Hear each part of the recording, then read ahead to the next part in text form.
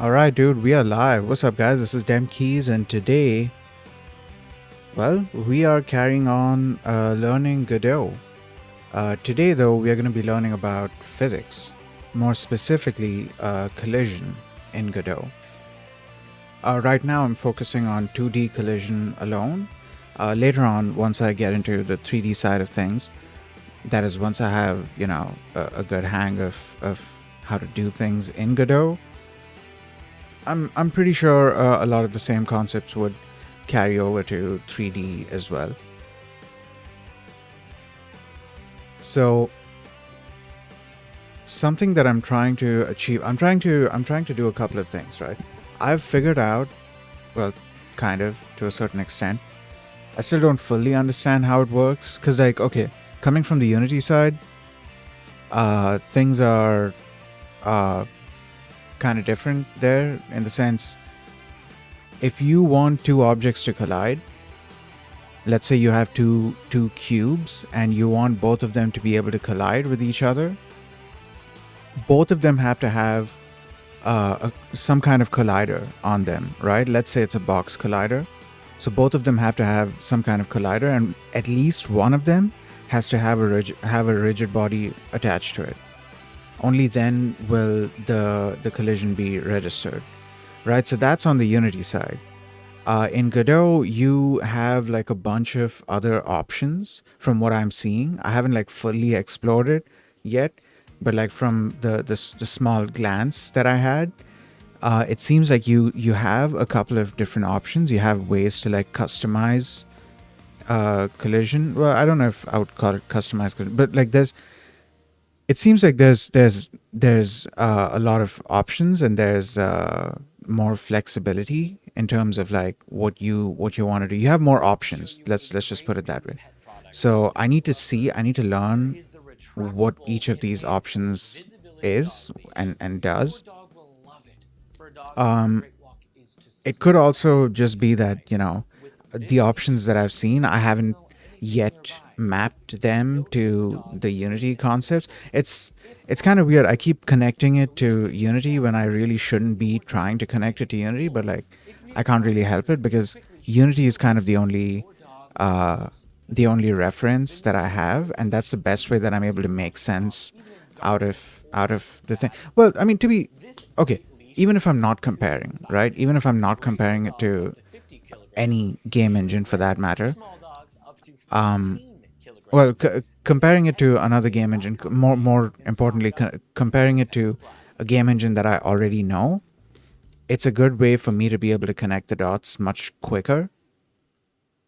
But like in general, I'm trying to understand how I can achieve a basic game dev concept of collision. I also need to see how triggers are handled. So for those of you who don't know, collision is when two objects collide, right? You want to see if both of them are colliding with each other. Generally, how that's done is you see if there's like an overlap between the two, and then that's a collision. But triggers are when... Oh, I should also mention, at least on the Unity side, when you're talking about just collision, the idea is that the two objects collide, and there's some physics at play there. So like it's like a real collision. The object's velocity and drag, not drag necessarily, but mostly the velocity, be it the regular velocity or the angular velocity, its momentum, all of that stuff gets affected by the collision, right? With triggers, it's sort of like entering a zone. So like you enter the zone, you don't collide with the zone. So like using the boxes, the cubes analogy, or cubes example, one cube could just go through the other cube, so it would then enter the other cube, right? So that's when it's entering the trigger. So I'm trying to understand how to set up basic collision detection and trigger detection as well, and of course do something when that happens. I realized after messing around with some physics stuff yesterday, just by myself, without looking at the documentation, something I really like is that Godot gives you hints, especially when like with what I've seen with like collision related stuff. It'll tell you if I don't know what example to give. Like, let's say, okay, you have a collision shape. Um, I don't know what example to give. Let me look at the hierarchy. You guys can't see it right now because I have the browser maximized so you can read what I'm reading. But just as an example, if let's say I deleted, what should I use as an example here? Let's say, okay, I have a rigid body 2D, and let's say I delete the collision shape on it. I did not do that. I deleted the collision shape on something else. But yeah, okay, even area 2D. Let's say I have an area 2D, and I had a collision shape 2D node as a child of that area 2D node. And let's say I delete it, I'll get a warning next to the node's name in the scene doc, and it says, oh, okay, so it's called a node configuration warning. So yeah, it gives you this warning saying the node has no shape, so it can't collide or interact with other objects. Consider adding, and then it gives you a couple of suggestions as a child to define its shape. So yeah, I like that. I've seen similar warnings in like various other scenarios as well, not just with collision. So that's kind of cool. Like the engine gives you hints and warnings and stuff. Another interesting thing I found out about, I think yesterday or the day before, I think it was yesterday, I found out. Actually, I found this out from Twitter and from a very helpful commenter. Somebody has been commenting on my VODs, and they've been giving helpful information. Thank you for that, by the way. They've been quite helpful. If I have like a bunch of questions, they try to answer some of them, and that's been helpful. That's been helpful. They also so okay. I was having, like, for example, I was having trouble understanding how 2D and 3D works. They mentioned that 2D and 3D are two separate engines, but you can mix them. There are ways to mix them. They suggested a couple of things, but that kind of gave me the idea that yeah, okay, 2D and 3D is they're both handled apparently in like they're handled as two different things. They aren't handled as the exact same thing. So my guess is that is probably why I've been seeing people suggesting that if you want to add 2D stuff in 3D, don't use 2D stuff, like fake the 2D in 3D, if that makes sense. Because like it seems like anytime it's a node 2D node, or any node that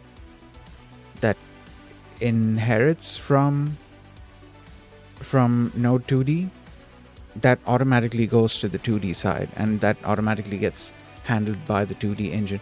I am interested in knowing how. So this person did suggest. They did suggest ways to sort of mix the two. I still need to look into those. I haven't gotten a chance yet.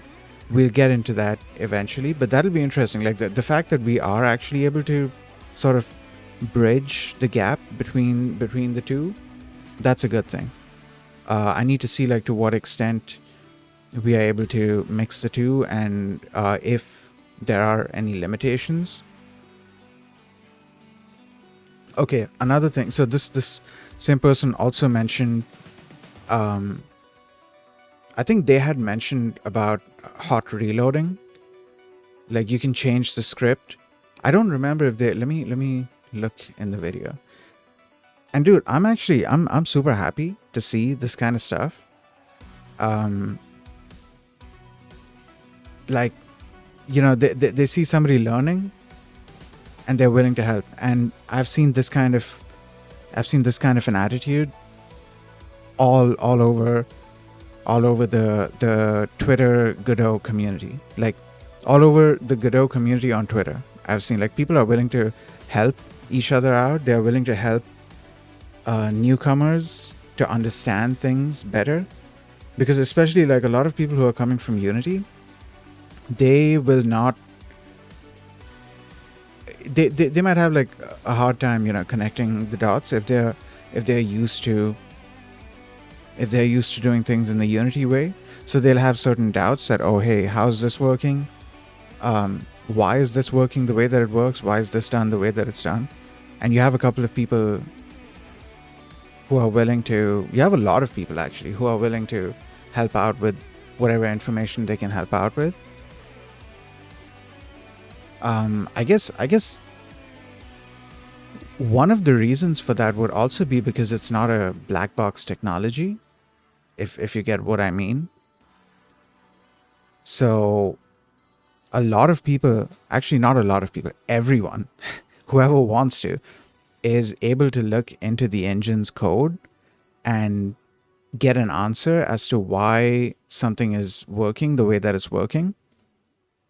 And if, let's say, you are not somebody who does C++ programming, and you're not very well versed with game engine architecture, like you don't know how a lot of the low level stuff is done.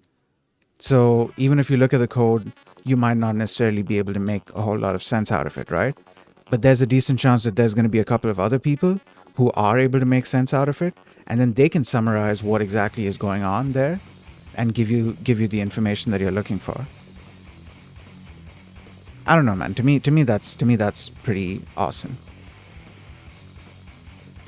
Um, it's also nice seeing all the people already starting to contribute stuff to the Godot community in general, not just the Godot repo, but like a lot of people are already starting to like contribute. I mean, Godot already had like a lot of contributors, but I'm talking about like new people, new contributors coming in, especially like people who were coming in from the Unity side.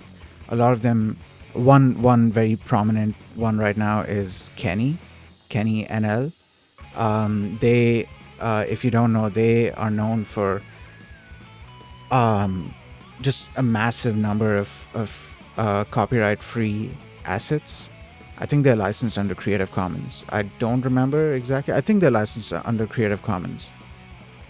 Don't quote me on that. But yeah, the whole idea is you are supposed to be able to use those assets however you wish to do so. They have the assets on their website. There's various types of assets. There's 2D assets, 3D like models. There's textures. There's I think there's some UI stuff. There's audio stuff. There's a bunch of assets that they've made. It's pretty amazing, and they've been working on porting some of their stuff that was Unity specific or over to Godot. Not necessarily over, but like they've been working on creating a Godot version of it as well. There were certain asset packs that they had that were meant for Unity, but like they're now also making a Godot version of it. They've also been making, I don't remember how many. I think it's like, it's definitely 16 plus, maybe 20 plus splash screens, like custom Godot splash screens. I don't remember what the exact amount is, but let's say it's more than 10 splash screens. It's pretty awesome seeing stuff like that. Also, yesterday I found out Godot apparently has a mascot, so that's pretty awesome. That was good to know. I'm actually on board with that. I like that idea, a Godot mascot, and that's not a new idea.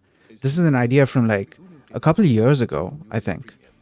One of the Godot contributors had made they made a ref sheet.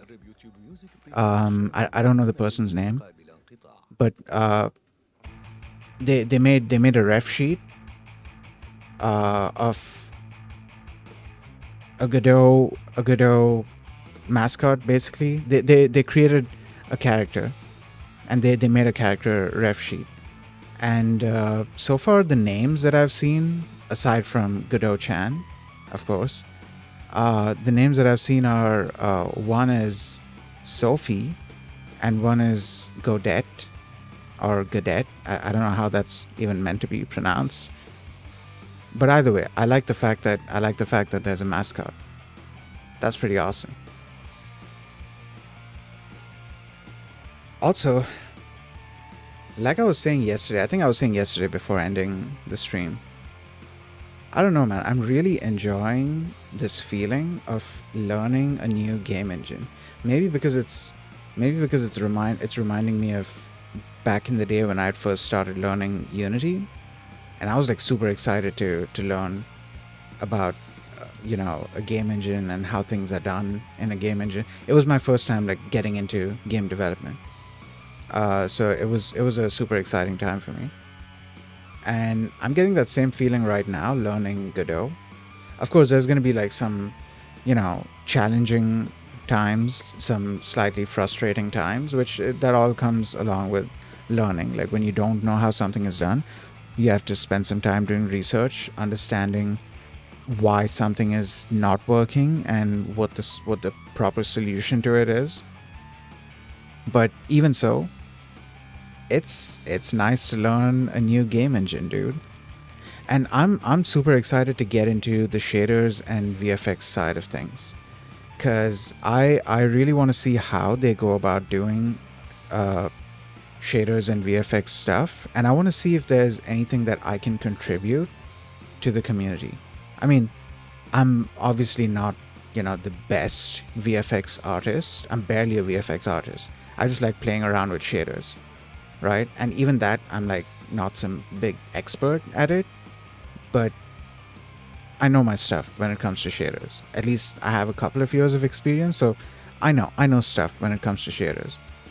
So I want to get into doing shader stuff in Godot. I also want to get into doing VFX stuff. I'm super interested in seeing how VFX stuff is done in Godot, because I noticed that they explicitly have two different types of particle systems, or different types of particle nodes, I guess you would say. I'm not sure.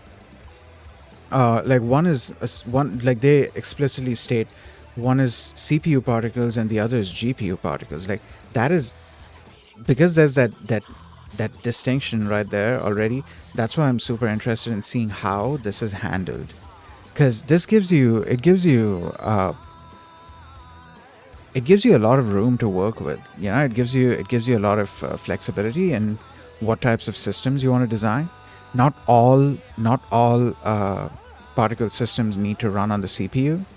Some of them could very easily run on the GPU, and you can get away with it. Um, there would be limitations if you were running it on the GPU, but I mean, no. Let me put it this way: there's going to be pros and cons of running it on the CPU. There's also going to be pros and cons of running it on the GPU. There are some points where the CPU would excel at doing particle stuff. There are some points where the GPU would excel at doing particle stuff. One very good example would be rendering lots and lots of particles. The GPU would do a much better job than the CPU, right? But I don't know to what extent collision of particles is possible on the GPU. I think there might be a different way of handling it. I'm not sure. I'll have to see that. I'll have to see how it's handling that.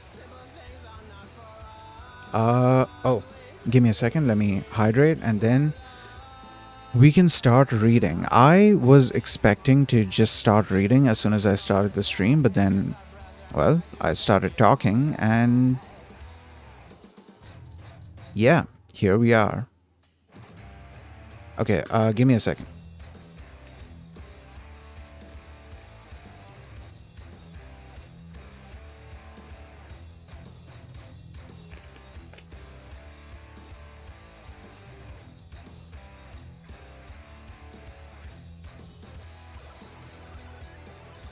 Okay, so I have read the first paragraph of this, but I'll read it again because like it's not that big. Oh, I should also probably move my VTuber avatar. Um, Give me a second. Let me just make sure this is.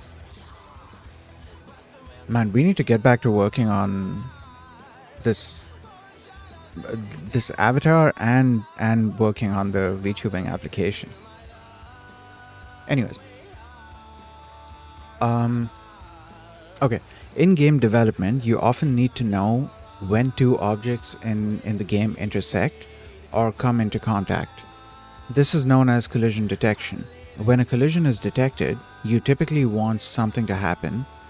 This is known as collision response. Okay. Godot offers a number of collision objects in 2D and 3D to provide both collision detection and response. Trying to decide which one to use for your project can be confusing. Okay. You can avoid problems and simplify development if you understand how each works and what their pros and cons are. In this guide, you will learn Godot's 4 collision object types, how each collision object works, when and why to choose one type over another. Oh, okay. When and why to choose one type over another. All right. This document's examples will use 2D objects. Every 2D physics object and collision shape has a direct equivalent in 3D, and in most cases, they work in much the same way. That's good to know. That's good to know. Oh, another thing I need to look into, since we are talking about physics, eventually I'll look into it. Um, Another thing I need to look into is something called Jolt physics, because like people were complaining about Godot's own physics engine. I don't know if they were complaining about the 2D one or the 3D. I think they were complaining about the 3D one because I believe they both like they're two different physics engines. They're not the same. I think Godot might be using Box 2D for 2D collision. I don't remember. Let me just Google that so I'm not giving wrong information. Godot physics engine name.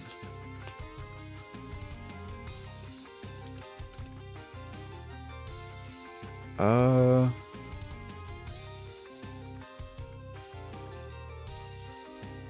it was mentioned somewhere.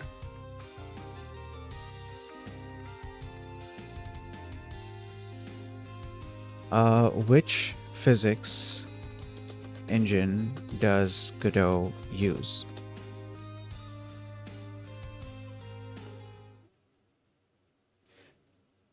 All right.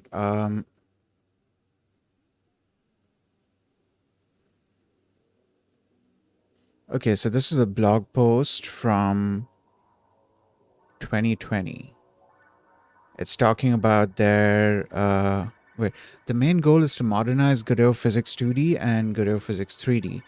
The custom physics backends Godot uses internally for physics simulation. Wait, they're custom? Wait, so was I wrong to say that Box 2D was being used? Yeah, it's a good thing I looked into that. This article is okay. You can find more up-to-date information here. Hold on.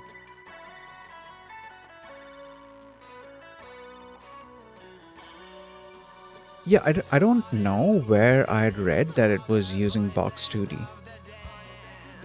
I guess I was wrong about that. I'm not sure. I'm still not entirely sure if I'm right or wrong. Maybe the documentation mentions it somewhere, I think. Um Give me a second. I need to look this up now to clear up my doubt.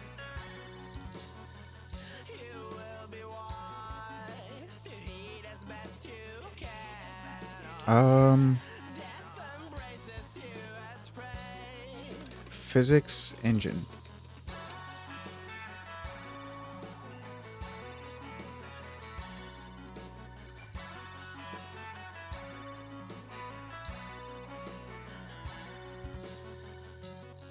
Okay. Let's look up bullet.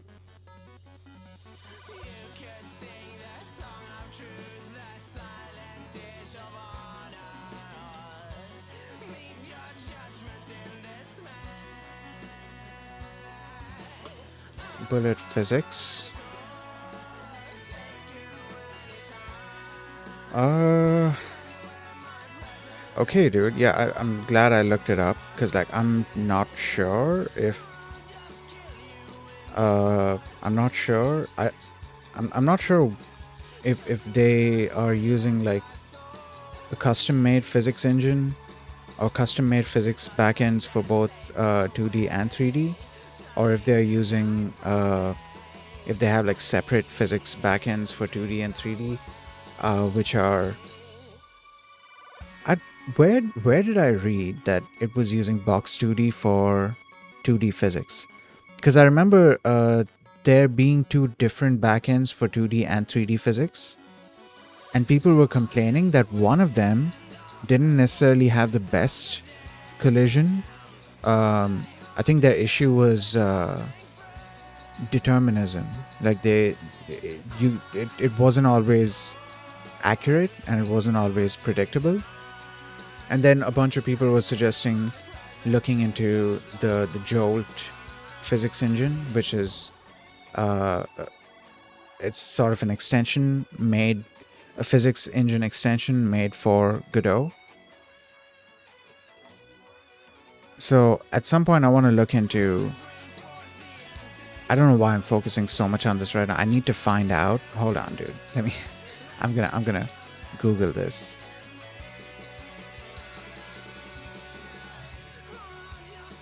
Uh, did someone answer this on Reddit? The default is the bullet physics engine. Okay. Wait, let's see if there's any other posts. Jolt physics engine. Okay.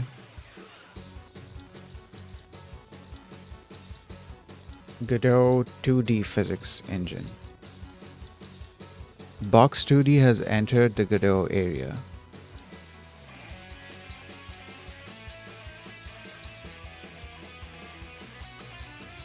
Okay, I think I might have read something wrong, which is why I'm glad that I looked it up. I'm still not sure. I'm still confused. Okay, so this is a post by somebody. Here's Box 2D integrated into Godot as a GD extension, meaning that it works with all the usual body/collision nodes. Work in progress, early stages. Okay, this is a new thing. How does Box 2D compare to Godot's physics? Okay, so maybe what I read, I'd read it like I'd read something else, and I confused it with Box 2D actually being like their physics backend. But okay, I don't remember exactly what I said earlier. If I said that it is, or if I said that it might be. But if I did say that it is, then let me correct myself now. Uh, apparently, it is not. Um, I'm still trying to figure out because, like, okay, bullet. Okay, there's an article here. Bullet physics library. Godot 3 switches to. Wait, this is from 2017.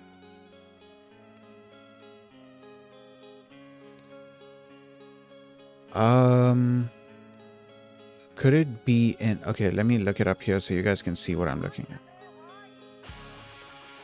Why am I having such a hard time finding this information?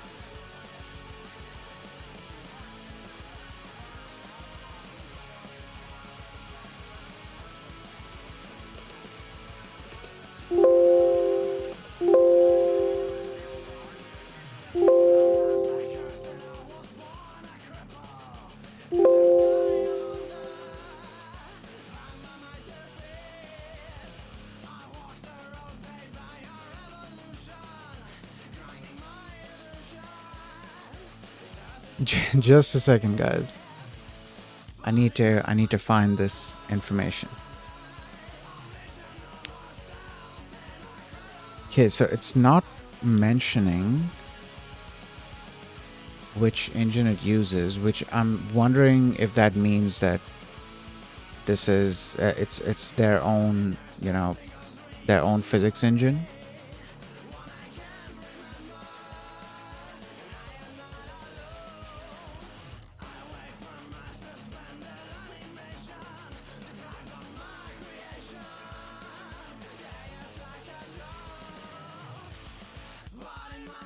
I'm still looking into it. Okay, so back in 2017, somebody said Bullet is a 3D only physics engine. Godot still uses a custom engine for 2D physics. All right, but that was back in 2017, so I don't know to what extent it is true right now.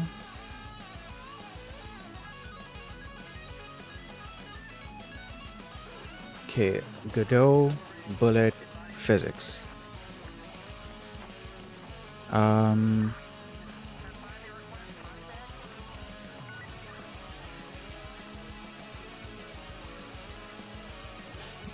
okay. Yeah, I should probably also make it a habit to look for the Godot forums.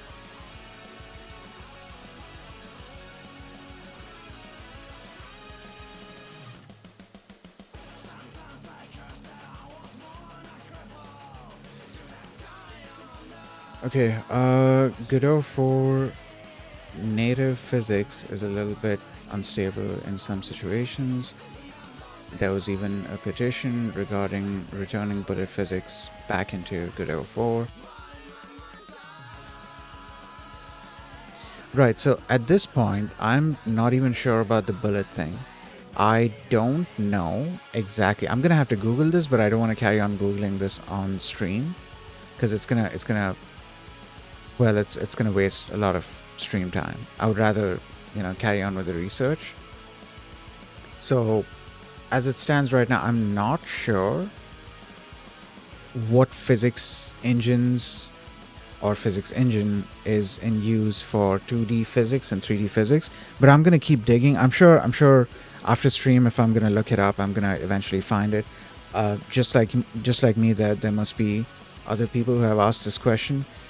Chances are it's one of the two. Either they are using an open source physics engine, which is being maintained by somebody else, and they have integrated it into Godot, or they are doing all of the physics calculations natively. Like they've created their own physics engine / engines for 2D and 3D. It could be one of these two, and I need to figure out what exactly it is. I also need to be careful of how old the information is that I'm getting, because information that applied in Godot 3 may not necessarily apply in Godot 4, because like things changed. A bunch of things changed between both of these versions.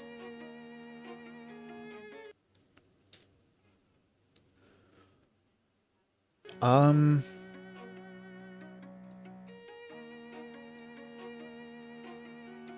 Physics progress. Godot physics will become the default physics engine for Godot 4 as a result. But okay, hold up. So this is a post from May 2021, so 2 years ago.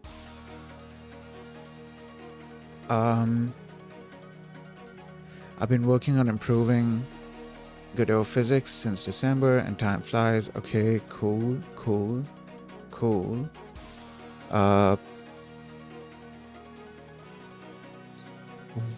We've been working on building a test suite for physics. We need a test framework because physics features have... Okay, alright. You can find the source for test projects here. Okay. 2D physics issues, 3D physics issues, announcement blog post.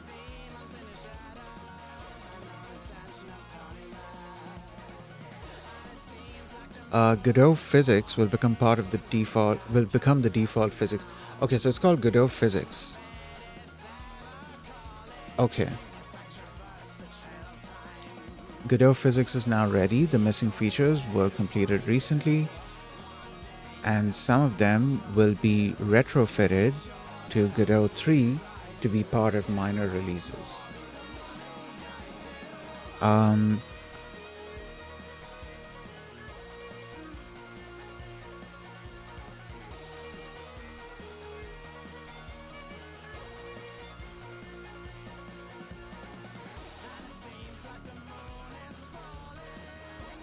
I just said that I wasn't gonna carry on reading about this, but I'm still reading about it. I'm reading about it on a different screen as well, which it doesn't really help here. It doesn't really help you guys because like you can't. All you're seeing is this. You can't really see what I'm seeing.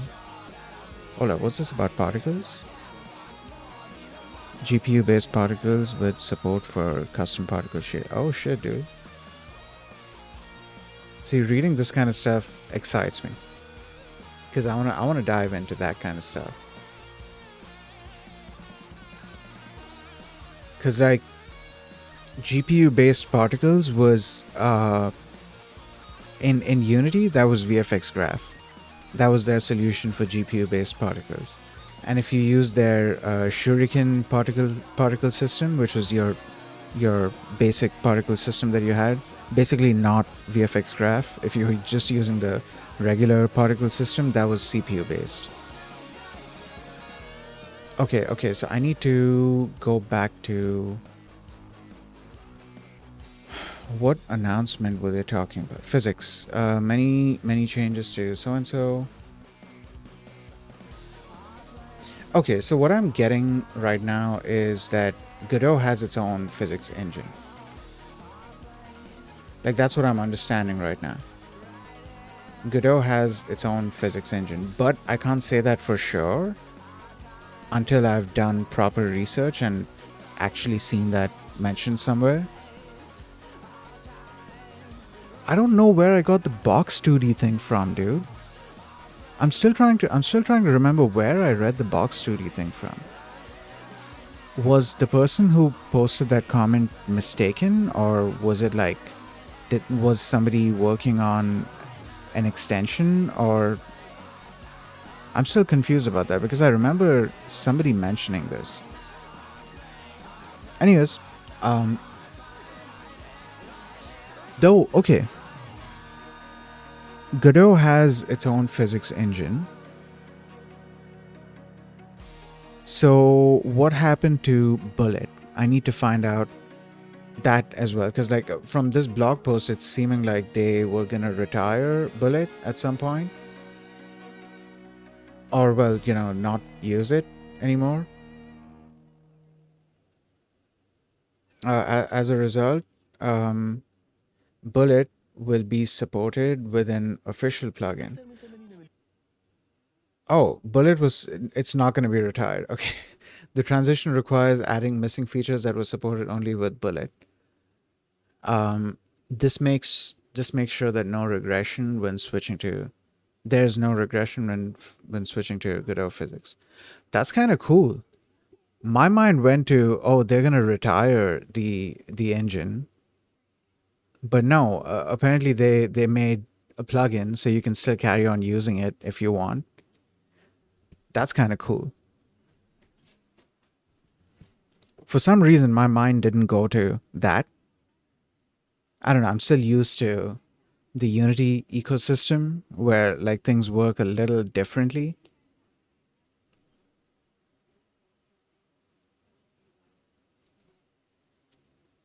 I still need to read up more on this get to get a proper answer on what physics engine Godot is using exactly.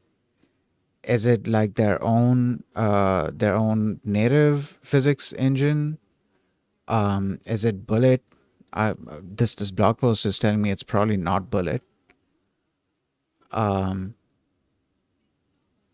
then of course there's also Jolt. Is Jolt mentioned in this documentation anywhere?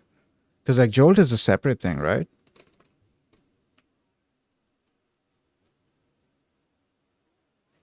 Okay, Jolt is not mentioned here. Give me a second.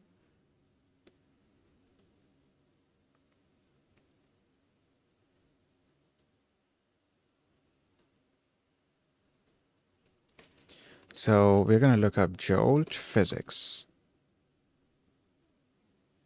Jolt physics, a multi-core, friendly, rigid body physics and collision detection library suitable for games and... Oh, this is not like specific to Godot. That's kind of cool. Okay, Jolt physics, Godot. Godot extension that integrates the Jolt physics engine. Godot Jolt. It's in the asset library. Oh, okay.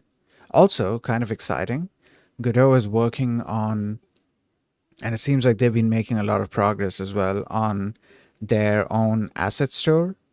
So that'll be exciting. That'll definitely be exciting, dude. The the at the point where you are able to give creators the opportunity to earn money, you can really see a lot of development there.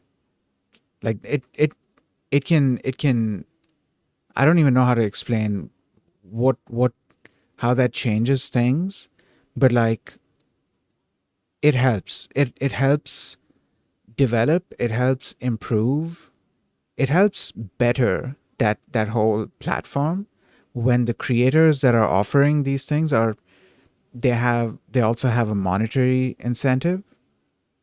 Because like I mean, doing open source is great, like contributing to open source is great, but people need to eat, right?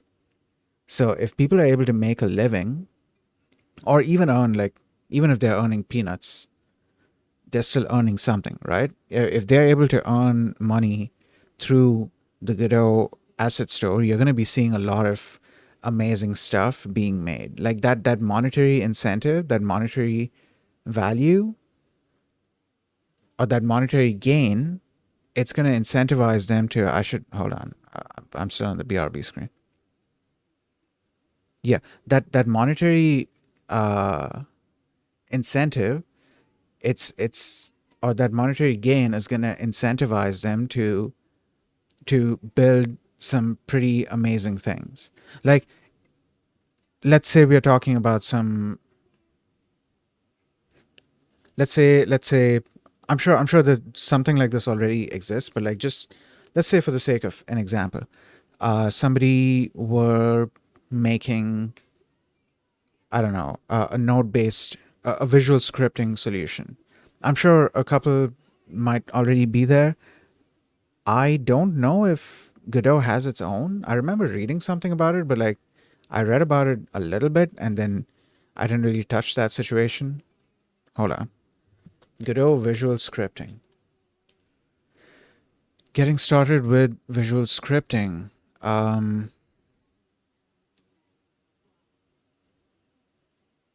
okay. Where is this? Under scripting? Visual script, it's called. Okay, so we can open that up here. Under scripting, I think it's under programming languages. What am I looking at? No, wait. C Sharp, GD script. Um, Hold on.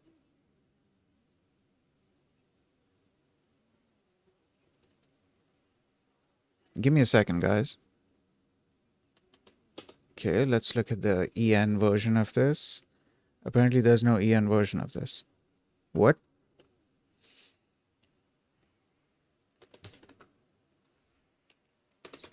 Visual scripting.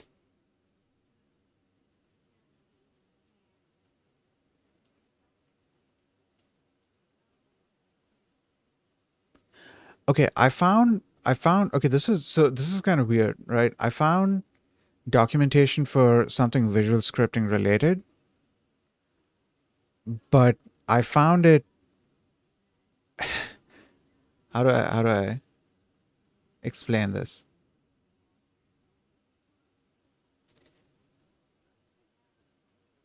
Um. Oh, could it be here? Programming languages. Yeah. So I found an Italian version of this. This page is EN. This is the EN version. It even says EN here, right? I found the Italian version on Google, and on that page, this list it has GD script and then Visual Script and then C sharp and then GD native. So I'm wondering if this is like because it's set to stable, but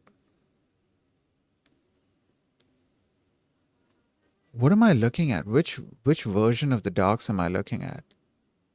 Because like this doesn't seem to have. Also, it's called GD native, which I think it was called GD native prior to GD extension, right? I think so. I remember reading that somewhere. It used to be called GD native, uh, or maybe like it was one technology that succeeded the other. Let me just Google that GD native. Man, we're supposed to be learning fucking physics, and now we are doing this. Okay, GD native versus GD extension.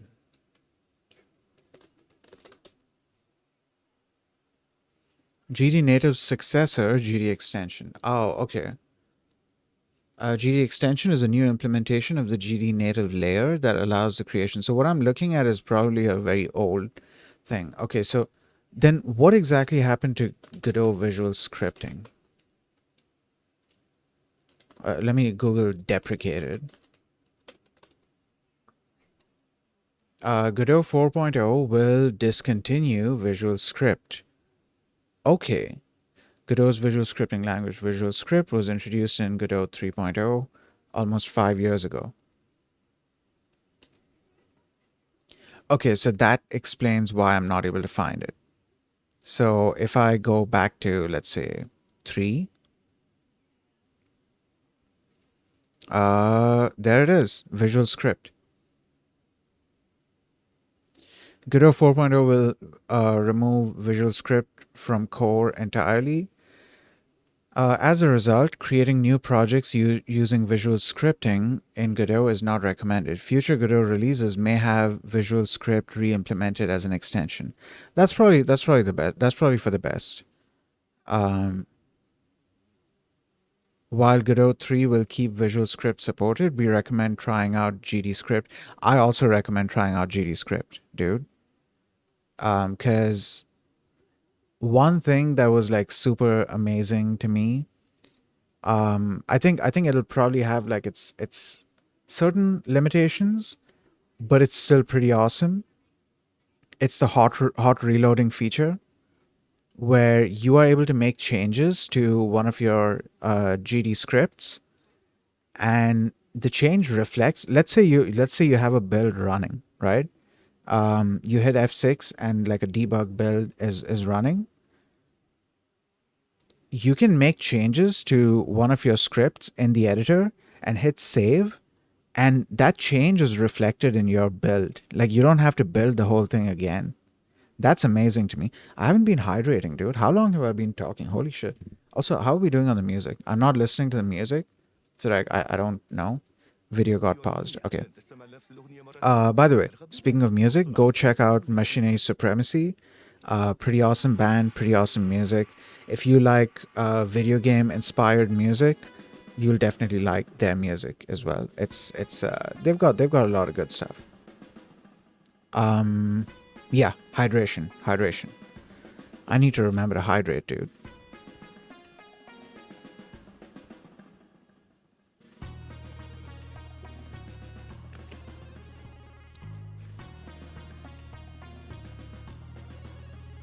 Yeah, so like I was saying, that's something I'm really excited about.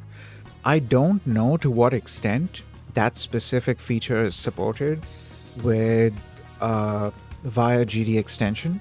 So like if you are doing C sharp or well, C sharp is like C sharp has official support, right? C sharp has official support. I don't know if they still have to go through GD extension or not? No, I think they might have a better way of going about it, right? I don't know. I'll have to look into that. Regardless, my point is, I don't know if C Sharp, C++, Rust, or any other language you would be using via GD extension. I don't know if they have the hot reload functionality, and if they do, then to like how that would work. If they do, man, that is huge. Do you realize like how much that helps iteration time? Do you know how long I would have to wait? Or, well, do you know how much time would get wasted between me having to, like, okay, I would make a change in the script in VS Code, hit save, go back to Unity. Unity has to reload the script. After that, well, it has to reload and compile, or compile and reload, however that succession works. Um, After that, I have to hit play. Play takes a couple of seconds. Then I test out the thing. I realize something is wrong in the script. I have to exit play mode and then go back to the script, change it, and then come back again and repeat the same process again. This wastes seconds, but sometimes those seconds they can add up. And to be honest, with newer versions of Unity, those what used to be just a few seconds, it kind of increased to a lot more. Like the engine just got very bloated. So like it's really refreshing for me to see that I can, or it's really refreshing for me to be able to just quickly iterate over the entire quickly iterate over I don't know how to finish that sentence. It's nice for me to be able to quickly iterate, basically. Being able to write the script, run the build, and then change on the fly. To be fair, I think at some point Unity did implement a hot reload functionality. I don't know if it was like completely flawless or not. I don't remember exactly, because there were some situations where it would work, some situations where it would break.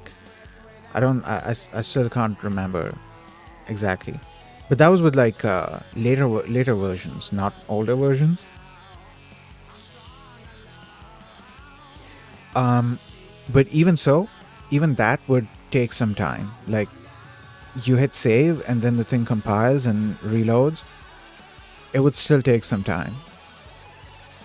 With GD script, it's apparently just super quick.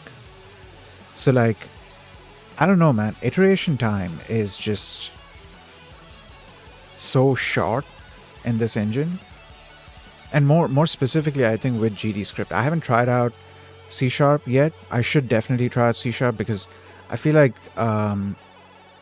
there's certain things that I want to do that I'm probably gonna need to do in C Sharp. Like, actually, okay, you can handle. This is a question that like I didn't have until just now. You can handle Godot types in C Sharp. They probably provide a way to do that.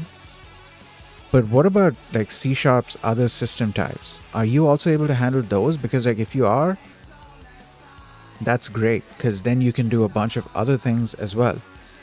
One example that's relevant to something that I'm trying to do is doing UDP sockets, raw or low-level UDP sockets.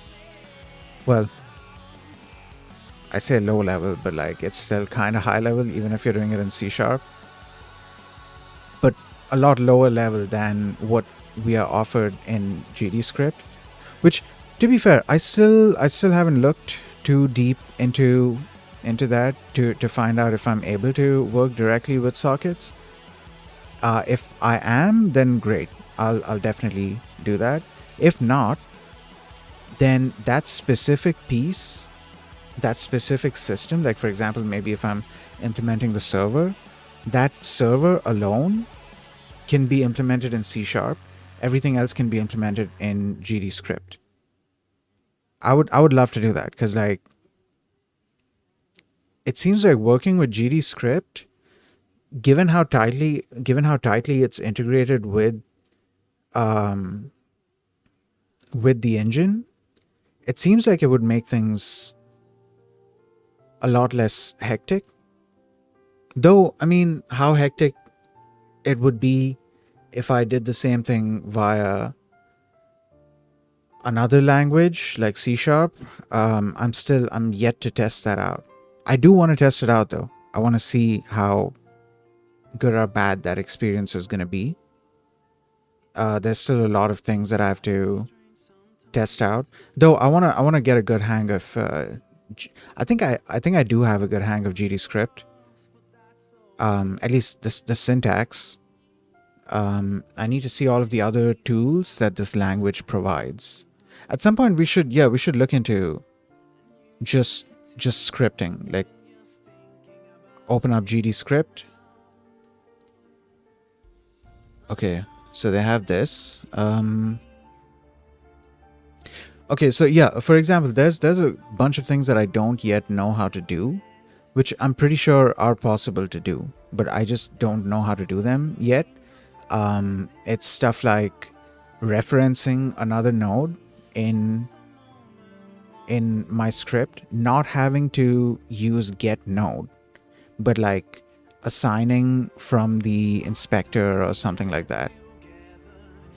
Oh, also, yeah, speaking of the inspector, exposing variables to the inspector, like showing variables in the inspector. The Unity equivalent of that would be just a public variable in a mono behavior that shows up in the inspector.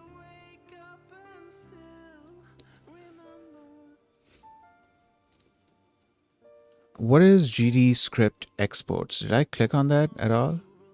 Oh, okay. All right. So we can read all this. I should dedicate 1 or 2 streams to just doing the scripting side of things as well, just so I can properly understand the language. Okay, what does export do? Introduction to exports. In Godot, class members can be exported. This means their value gets saved along with the resource, such as the scene. Their value gets saved along with the resource that they're attached to. Wait. Run that back. Their value gets saved.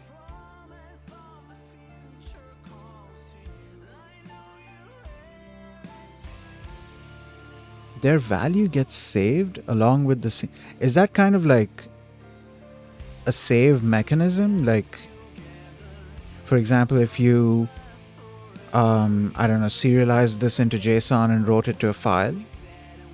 Is that what they're talking about? They will also be available for editing in the property editor. Oh, that's another thing I haven't looked into. I haven't looked too much into. Hold on, I need to show it to you guys. I guess we can disable this. Another thing I haven't looked into is the debugger and the various things that are available here. I haven't done debugging at all in Godot, so I need to look into what all of these different things do. It's definitely great that they have profilers available.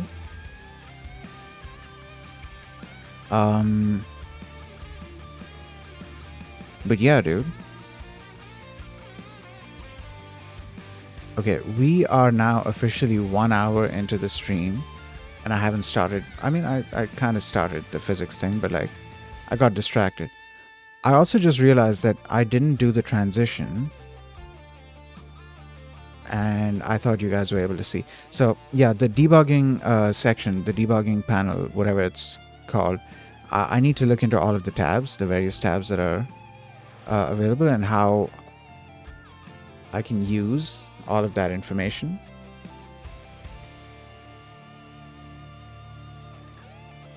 And audio as well, dude. I haven't messed around with audio yet. Audio is what we're going to need to mess around with a lot.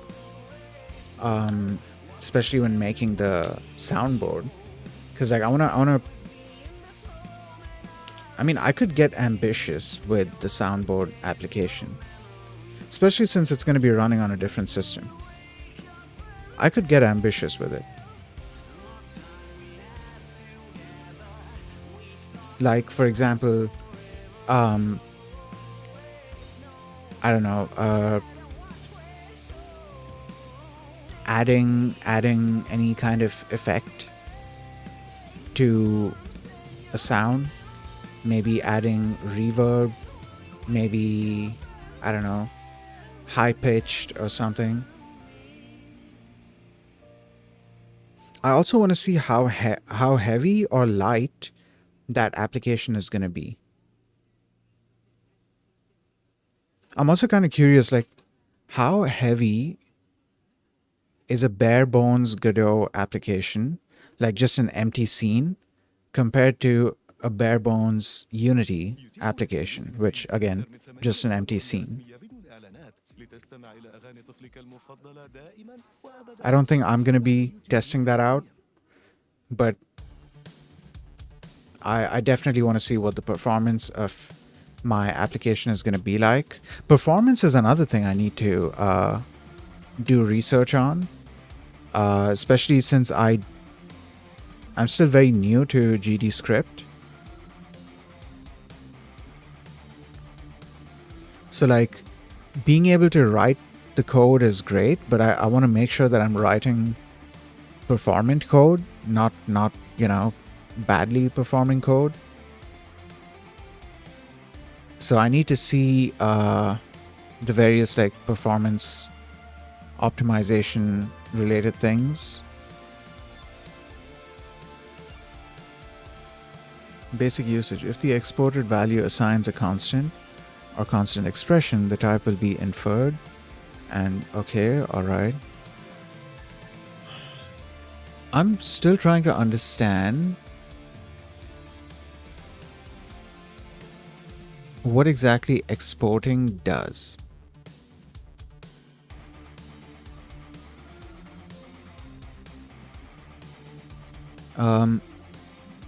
In that example, the S value will be saved and visible in the property. It says it'll be visible in the property editor. Oh, so is this their version of public variables? Like, is that the idea here? An exported variable must be initialized to a constant expression or have a type specifier in the variable. Okay. Some of the export annotations have a specific type and don't need the variable to be typed. See the example section below. One of the fundamental benefits of exporting member variables is to have them visible and editable in the editor. This way, artists and game designers can modify values that later influence how the program runs. For this, a special export syntax is provided.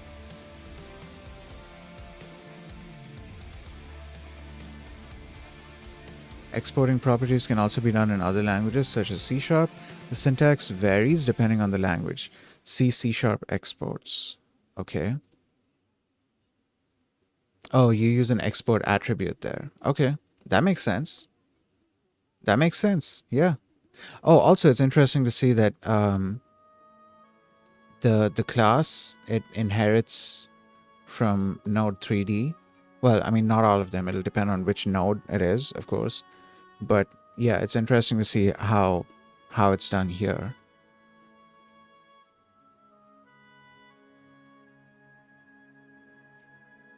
Hell yeah, dude. Okay, so what I initially thought that, oh, it's like saving it to a file or something, that was wrong. I think this is just their version of exposing it to the inspector. So we can test that out here.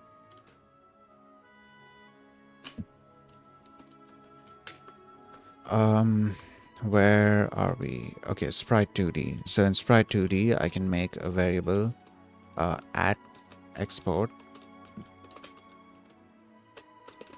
var test 01. Let's give it an int type and 5. Okay, so hit save, and then where's the sprite 2D?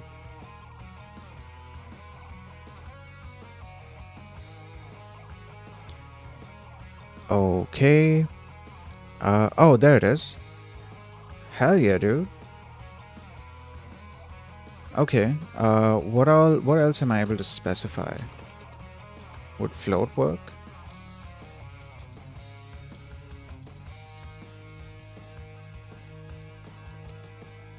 Okay. Uh, would string work? Hell yeah, dude. Yeah, I need to look into all the data types that are. Oh shit, I forgot you guys can't see. Okay.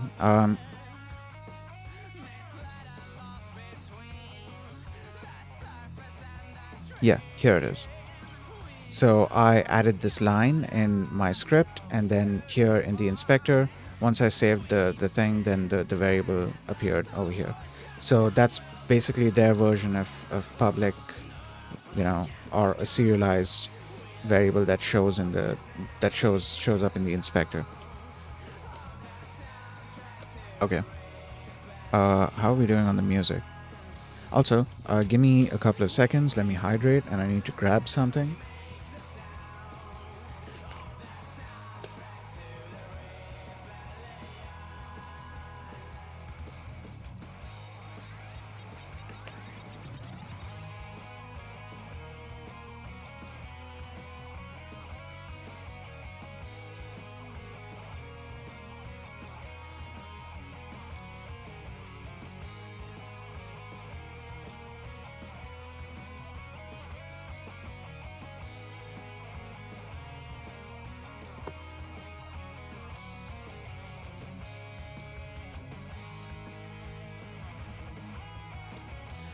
Okay.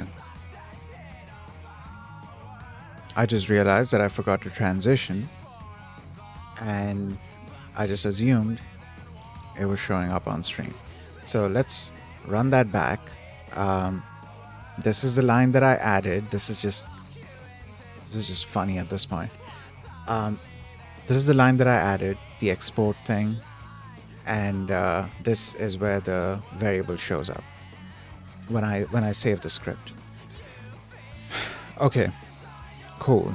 Let's transition back.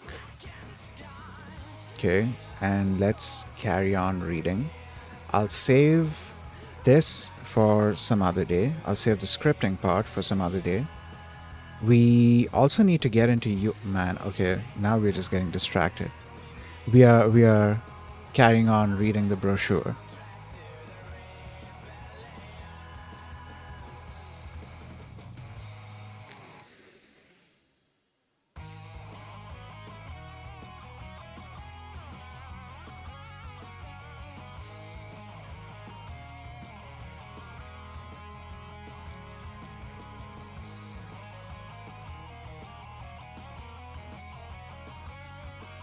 Okay. We'll look into UI later on.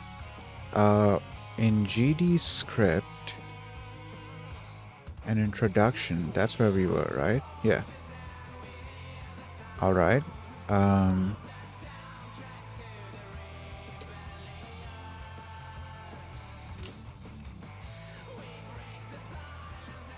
pointers and referencing.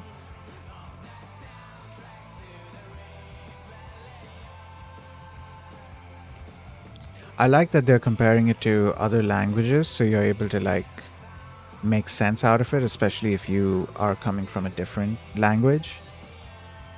Um, yeah, that's kind of cool. So like it gives you something to compare with, and like if you're not coming from a different language, then it's not really gonna affect you because you can just read the second part of it where they're saying, "Oh, hey, this is how this is done."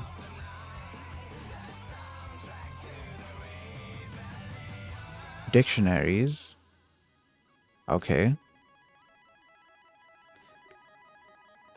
Hell yeah, dude. Okay, cool. That's good to know. Dictionaries are dynamic. What else? For and while. Okay.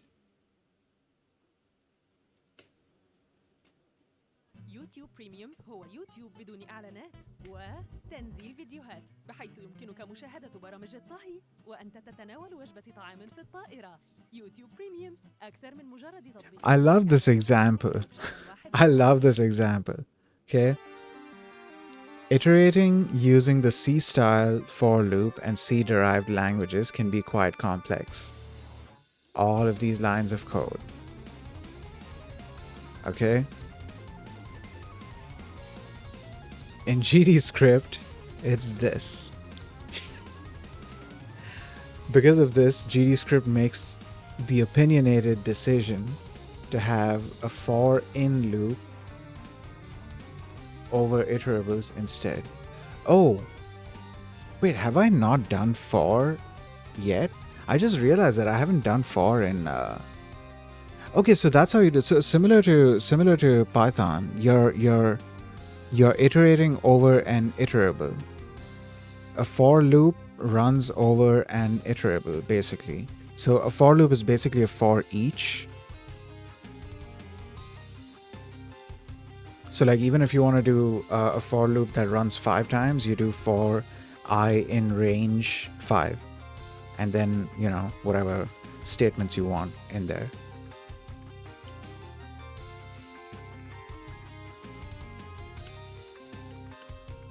The range function can take. Oh, cool. Okay, this has the same thing. Great, awesome. Then you have while. Okay. Custom iterators. That's good. Okay, cool. I'll definitely be looking into that because I feel like I'm gonna need that for certain things. Though I mean that's like fairly complex stuff. You don't always need to implement your own iterator because like a lot of times these kinds of languages they provide you with a fair bit of tools or a fair bit of options to get whatever you're trying to do to get it done. Let me rephrase that. A lot of times these languages provide you with the tools to satisfy the majority of the scenarios that you can come up with. But like if you have something incredibly specific, where in that case you might need to implement your own iterator, or if it's something which, I mean, this ends up being something incredibly specific as well. If you have a complex system that you're building, and in that complex system you have to create your own types, and then those types have to be iterable as well, so then you would need to do something like this. What is duck typing? One of the most difficult concepts to grasp when moving from a statically typed language to a dynamic one is duck typing. Duck typing. Okay. Duck typing makes overall code design much simpler and straightforward to write. But it's not obvious how it works. As an example, imagine a situation where a big rock is falling down a tunnel, smashing everything on its way. The code for the rock in a statically typed language would be something like this. Okay. So that is when you register the collision. Oh, they're talking about the convention, the naming convention. Oh, I thought it was going to be something like technical. Okay, hold on. Let's carry on reading. Maybe it's something technical. This way, everything can be smashed by a rock. Everything that can be smashed by a rock would have to inherit smashable. If a character, enemy, piece of furniture, small rock were all smashable, they would need to inherit from the class smashable, possibly requiring multiple inheritance. If multiple inheritance was undesired, then they would have to inherit a common class like entity.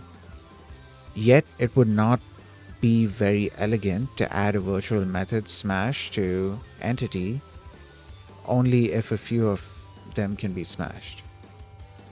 With dynamic typed languages, this is not a problem. Duck typing makes sure that you only have to define a smash function where required.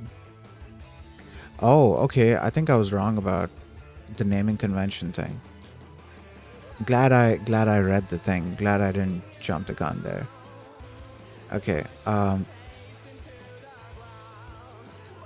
Duck typing makes sure you only have to define a smash function where required, and that's it. No need to consider inheritance, base classes, etc. So is the idea of duck typing the fact that you are giving it an object instead of a specific type? And that's it. If the object that hit the big rock has a smash method, it will. Oh, okay. It will be called. No need for inheritance or polymorphism. Dynamically typed languages only care about the instance having the desired method or member, not what it inherits or the class type. The definition of duck typing should make this clearer. When I see a bird that walks like a duck and swims like a duck and quacks like a duck, I call that bird a duck. In this case, it translates to if the object can be smashed, don't care what it is, just smash it. Yes, we should call it Hulk tapping instead. Nice. We should call it Hulk typing instead. Okay, so I was wrong. It wasn't just a naming convention thing. This has more to do with like the way that they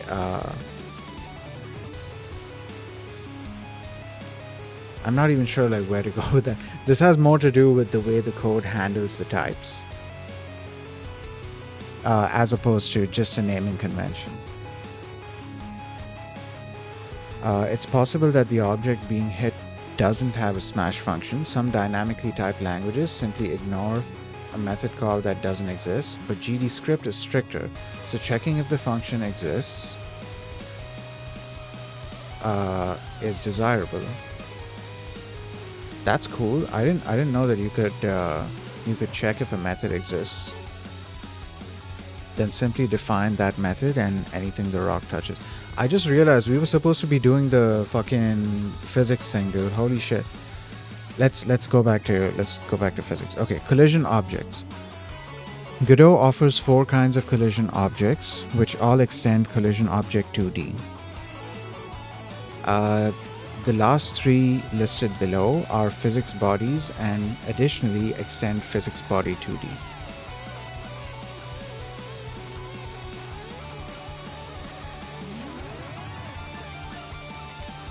The last 3 listed below.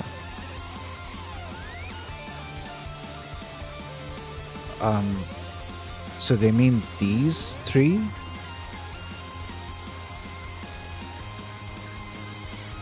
Okay, cool. Alright.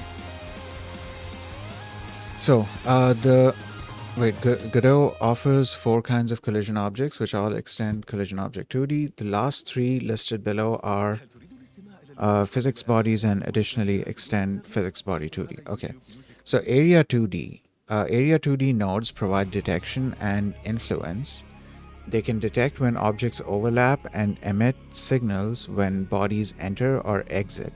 I was trying to do this yesterday. I haven't like fully managed to do it properly because I didn't fully understand how it was working exactly. But I'll get there. I'll definitely get there. An area 2D can also be used to override physics properties such as gravity or damping in a defined area. I think I saw an example of this. I don't. There was a post I saw on Twitter. Somebody had posted. They were super excited about the fact that you can each 3D object can have like a different gravity. Each 3D rigid body, I guess I should say, can have a different gravity.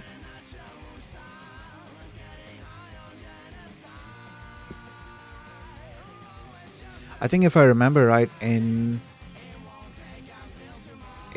Unity's physics, 3D physics, to be more precise, I think it was a global value. I don't think. I can't remember exactly. In 2D, I believe you could set individual gravity for each of them. But then, like, they were two different engines. It was Box 2D for 2D. Yeah, Unity uses Box 2D. I think it still uses it. I'm not sure. But yeah, I think it still uses it because, like, at least back in the day, that's what it was. It was Unity was using Box 2D for 2D physics, and NVIDIA's PhysX for 3D physics. And then later on, they had other partners as well, like um, Havoc. Havoc also allowed people to use, or the Havoc physics engine could also be used. The licensing around it, there was some details. I don't remember exactly what.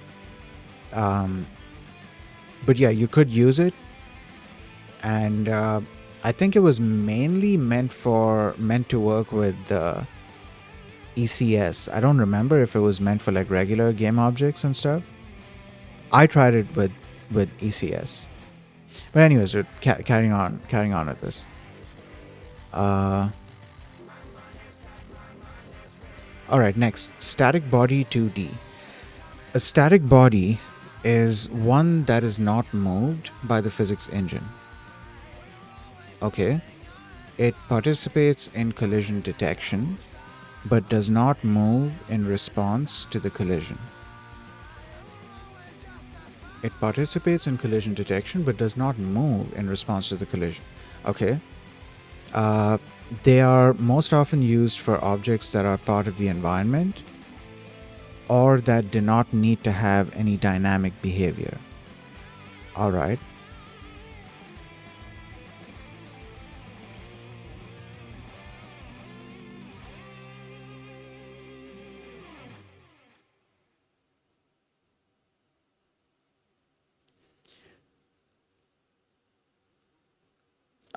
Rigid body 2D.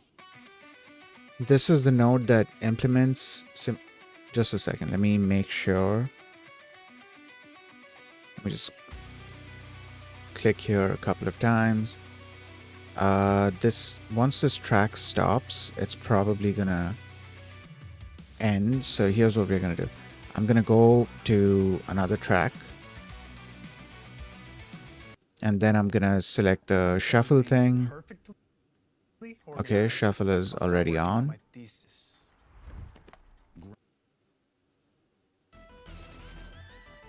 Okay, great. Right, rigid body 2D. This is the node that implements simulated 2D physics. You do not control a rigid body 2D directly, but instead you apply forces to it, like gravity, impulses, etc.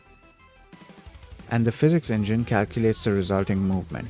Okay, yep, that makes sense. That's how rigid body physics works, at least like in game engines. Using rigid body, where is it? Oh, this is the whole rigid body section. Okay.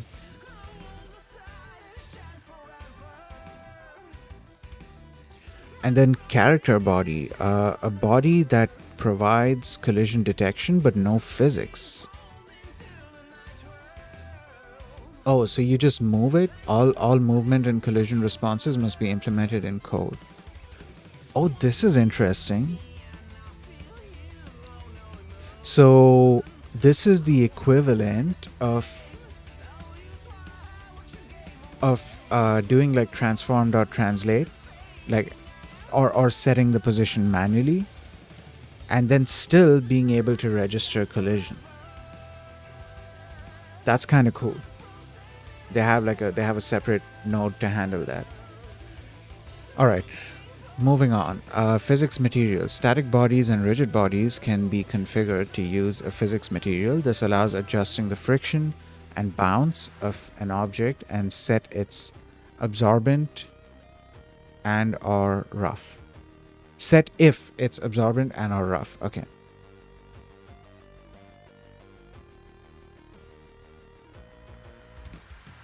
All right.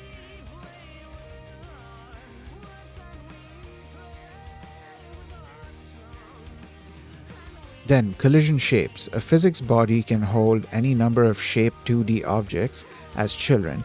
These shapes are used to define the object's collision bounds and to detect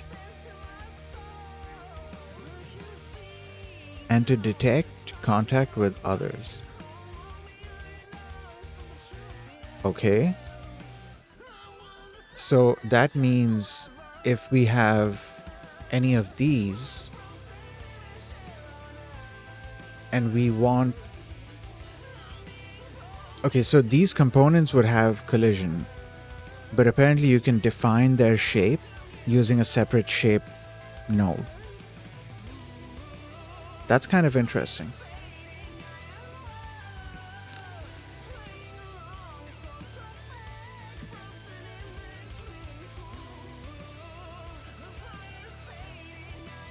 Because like I've noticed the same thing with the for example, I think Area 2D has this as well. If you don't have a collision shape node on it, it'll give you a warning saying that there's no shape. That's interesting, dude. Also, I think you can define the shape to a certain extent. I haven't tried that yet, but like you have a couple of different options for shapes. I don't know how, I don't know to what extent this extends into 3D, but at least in 2D, I've seen a bunch of options for shapes. I've so far I've only used the, I think it's called the rectangle option. I'm not sure. Okay, at this point, I think I can switch over into this. So this way you guys are able to see both windows.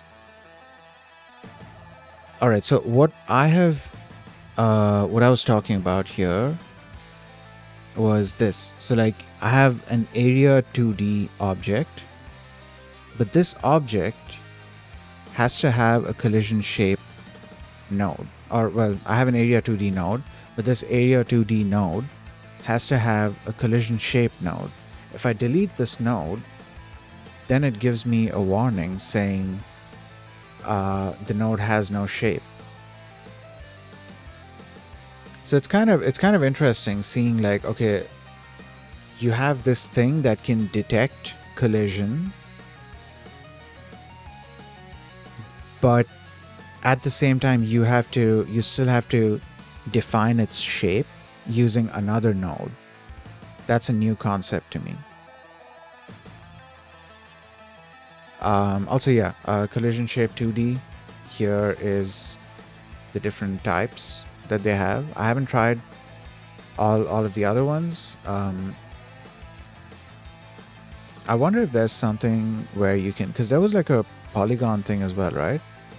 Convex polygon shape. I wonder if we can like edit that shape. You know what? Let's try that. Actually, there was a warning I'd read about something to do with either concave or convex. I can't remember exactly what it was. Okay, how do I edit this?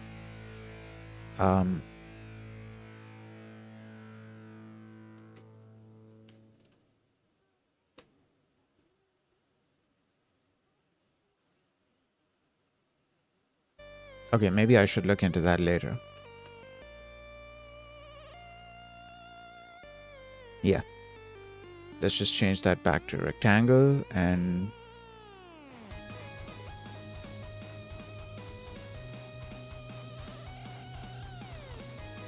okay, moving on.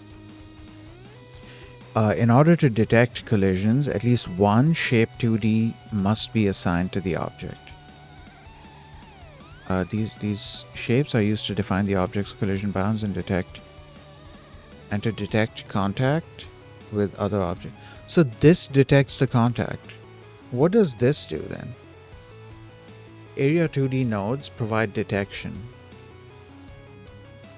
They can detect when objects overlap and emit signals when bodies enter or exit. Okay, so I've noticed that Area 2D does have signals for entering and exiting. Shape doesn't. I think maybe static body also has it. I don't remember. I'd set up something here with a static body. I think it was the last one.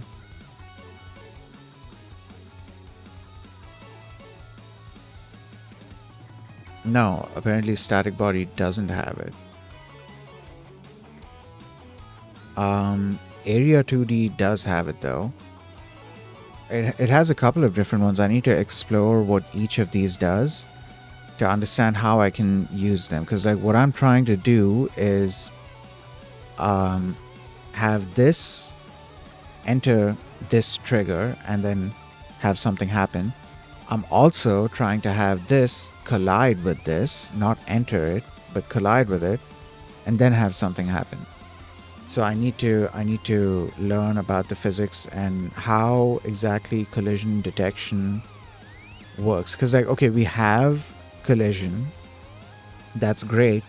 I'm trying to detect the collision. I'm trying to fire events or fire signal. Okay, there's an ad playing. I'm gonna sit quiet for 30 seconds while I guess I'll hydrate in the meantime.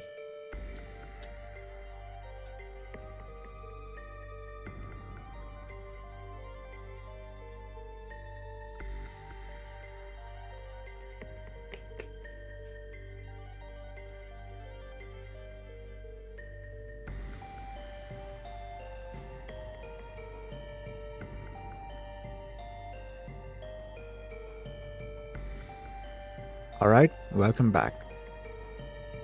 Um, so yeah, like I was saying, I need to see how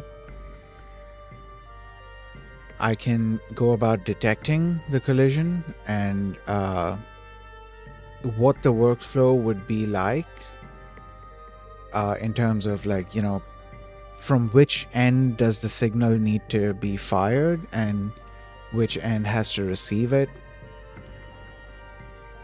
Because like okay, we are colliding with this node, right? Do I want the signal to fire from here to here, or do I want the signal to fire from here to here? I mean, I guess I could do either or, depending on. Though I don't know if there's. Hold on. Yeah, I don't know if there's any signals for that. There is a signal from the static body itself. So that way I can know that, oh yeah, this thing collided with the static body.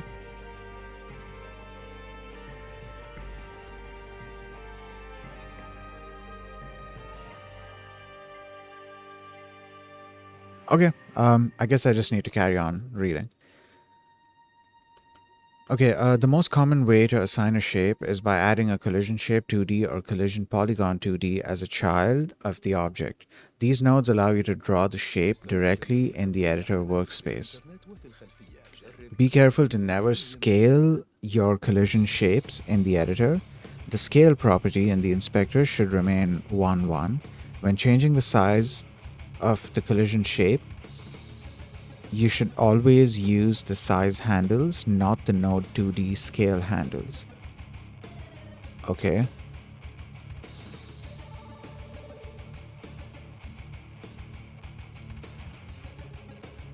Scaling the shape can result in unexpected behavior. Okay. I need to see this. Unfortunately, zooming is a little, it's a bit of an issue right now. But where are the extra handles?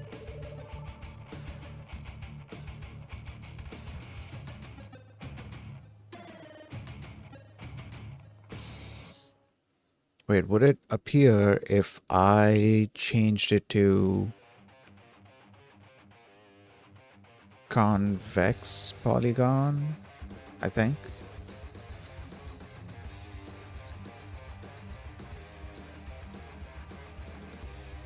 Are not meant to be used nor edited directly through the collision shape so and so. Okay. What if I added um, collision shape, collision polygon? Okay, let's add a collision polygon.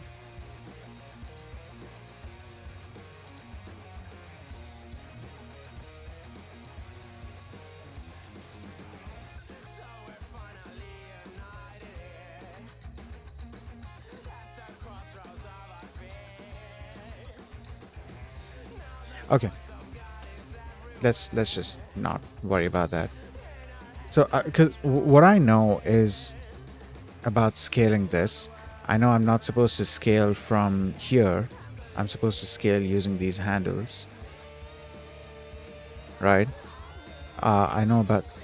Oh, this is okay. So this is something I didn't notice earlier. I could be controlling these values. I was wondering like where those values are stored, because like I've seen scale and scale is down here, right? But like if you increase that, then it's sort of an issue. Another thing I noticed was an issue with scaling. An issue with scaling these kinds of objects, because a warning appears here.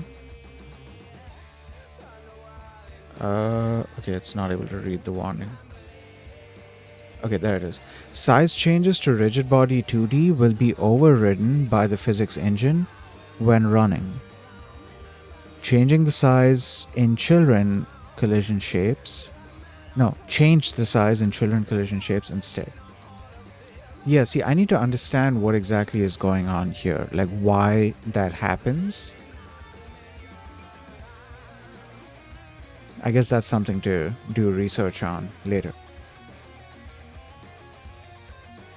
Oh my god, dude. Again, I forgot to transition. All this time I've been thinking, my god, dude. Look, I haven't slept very well, okay? So it has been a day. So just excuse all of the whatever, you know. Okay, it is what it is. I don't know how much I managed to not show you accidentally. But yeah, you can see now. I'm not switching over to that full screen thing again because I'm gonna forget again. And then yeah. Okay. So oh, before I realized that I had forgot to switch, what I was talking about was this. So we have the collision, we have the shape handles here, and apparently it's okay to change these handles because this changes the size of the shape. It doesn't change the scale of the object. The scale is here, and the shape is here.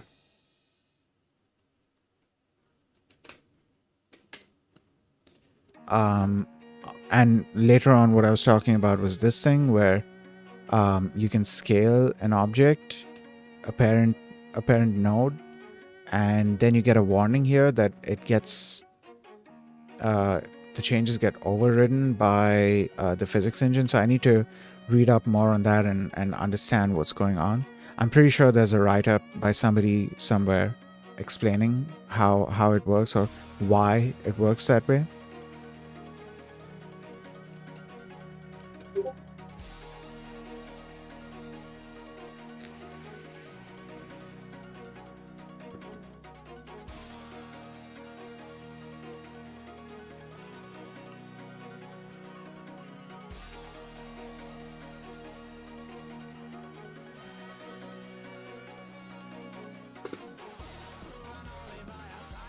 Okay, carrying on. Physics process callback. The physics engine runs at a fixed rate at a default of 60 iterations per second. This rate is typically different from the frame rate, which fluctuates based on what is rendered and available resources.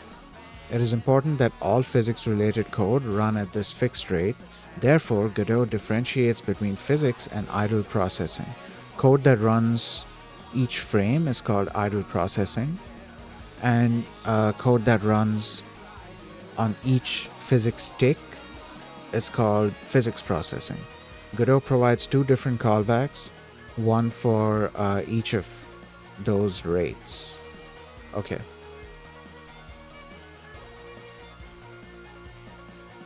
The physics callback physics process is called before each physics step. Any code that needs to access a body's properties should be run in here. This method will be passed a delta parameter, which is a floating point number equal to the time passed in seconds since the last step. In seconds since the last step. It's called before each physics step. But isn't it 60 steps per second? So isn't it always like a fixed thing? When using the default 60 Hz physics update rate, it will typically be equal to this, but not always. See below. It is recommended to always use the delta parameter when relevant in your physics calculations so that the game behaves correctly. If you change... so that the game behaves correctly if you change the physics update rate or if the player's device can't keep up. Okay, now it makes sense. Yeah. Because like it can't force the device to run more than what it's able to. And in those scenarios, you might need to account for changes in the time. So that makes sense. Collision layers and masks. One of the most powerful but frequently misunderstood collision features is the collision layer system. I wonder if this is going to be similar to the collision matrix. This system allows you to build up complex interactions between a variety of objects. The key concepts are layers and masks. Each collision object has 32 different physics layers it can interact with. Each collision object 2D has 32 different physics layers it can interact with. Let's look at each of the properties in turn. Okay, collision layer. This describes the layers that the object appears in. By default, all bodies are on layer 1. Okay, so we have the collision layers here. Hold on, let me go into Godot. Okay, so we have it here. Where's the rest of the... Oh, there it is. 32. So we have 32 layers and 32 masks.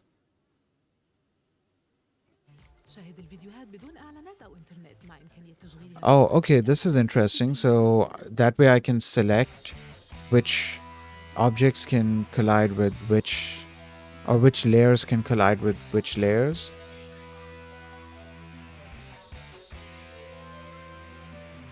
Or rather, I should say, which nodes can collide with which nodes. I think that would be a better way to say it. Though I wonder if I should be saying which bodies should collide with which bodies.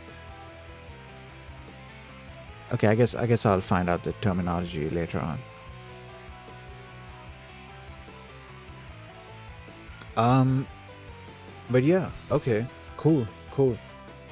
I can test this out later on. Wait, you know what? We can test this out right. I can test it out right now. Well, we can test it out, but like, you guys won't be able to see it because the build window opens up separately and that whole mess.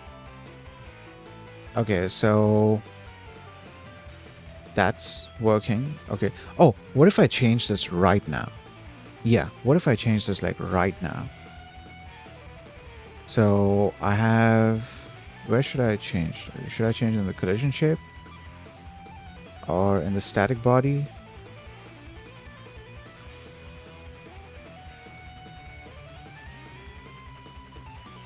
Where's the physics related? Oh,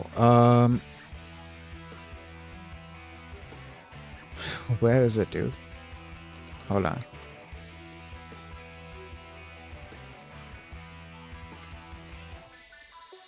Where exactly does it appear? I had it here with me just like a second ago.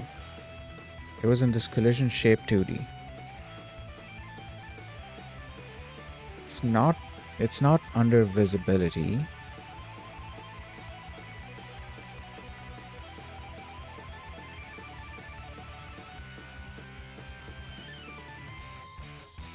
Oh, it is under visibility. Okay. Right. So, what I'm trying to do here is, okay, let's disable this and let's go back to the build. Where's the build?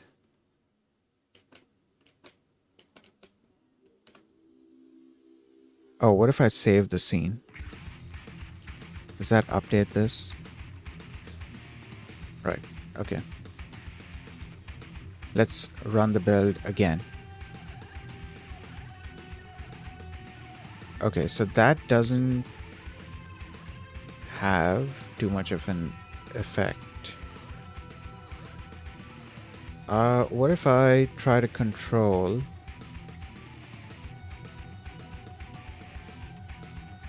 Wait, hold up. The static body has a layer mask, and the collision shape has a layer mask as well.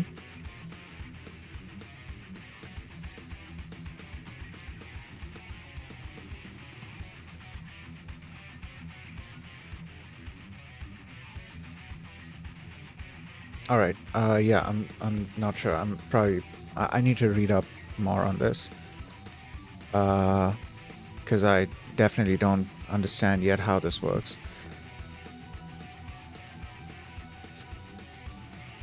Okay. Let's look at each of the properties in turn. Collision layer. This describes the layers that the object appears in. Oh. By default, all bodies are on layer 1. Okay. Collision mask. This describes the layers the body will scan for collisions. This describes what layers the body will scan for collisions. If an object isn't on one of the mask layers, so okay, I was messing around with the wrong one. I was supposed to mess around with mask, I was messing around with layer. Then the body will ignore it. By default, all bodies scan layer 1. Okay. So we're gonna run the build. I want to do it live and see if it like updates live as well. Okay, so no, okay, I was on the right thing. I was on the right thing. Okay, hold on. Light mask, visibility layer. This is all visibility related stuff. Is the physics stuff somewhere else? يوتيوب ميوزك بريميوم تمنحك تحكما كاملا في أغانيك المفضلة بلا إعلانات Okay, لتشاهدها collision. There it وتستمتع is. باستماع Layer تجربة mask. أغانيك المفضلة في Okay. الخلفية. احصل على And يوتيوب then ميوزك بريميوم here, وجرب شهر مجانا. do we have a collision here as well? This has collision, this. All right. Okay. All right. So let's get rid of that and see if that affected the build. No. Let's save. Still doesn't affect the build.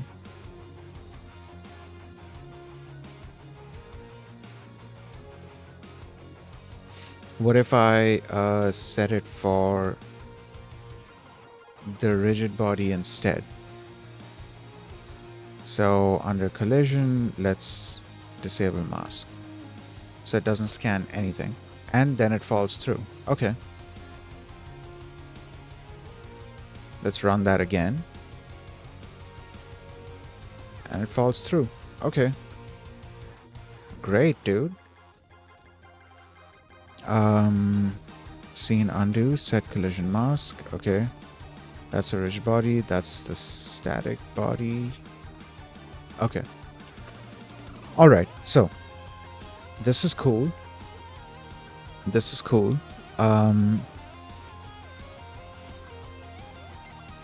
These properties can be configured via code or by editing them in the inspector. Keeping track of what you're using each layer for can be difficult, so you may find it useful to assign names to your layers, to the layers you are using. Names can be assigned in project settings names, project settings layer names.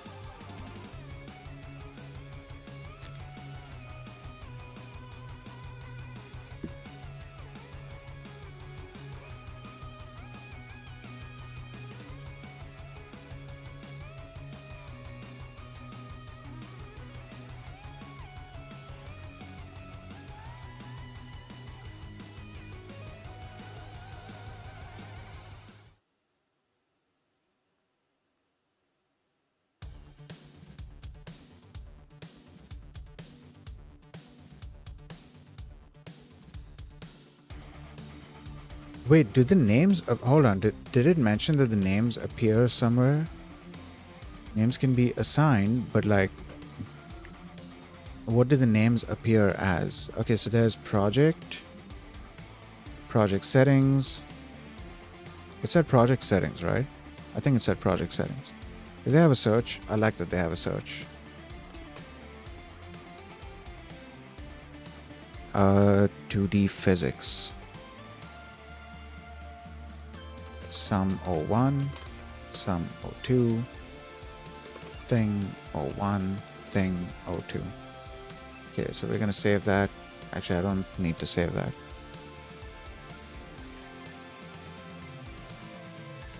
Oh, okay.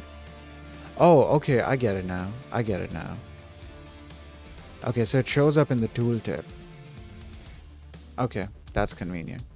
I also remember back in the day, I didn't fully understand the concept of a of like bit masking. I didn't fully understand. I actually, to be honest, I didn't really understand how bits worked back in the day.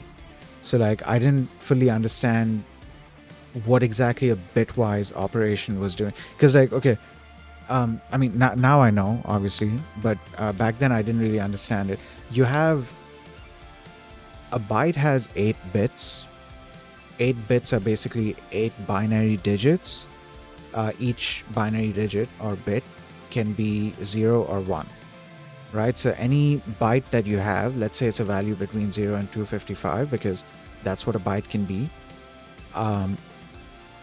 Let's say you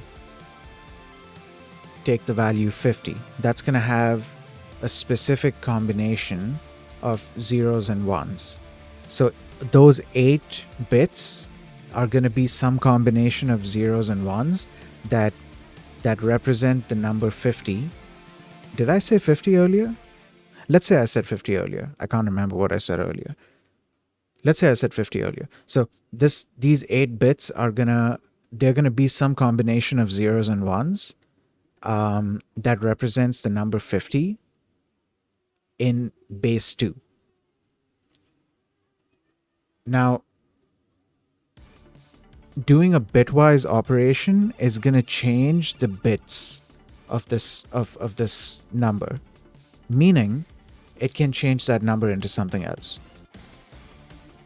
And it's really interesting once you get into this topic, because like you kind of get an idea of... this is a clever way that they've gone about this. It seems like this thing is just one integer,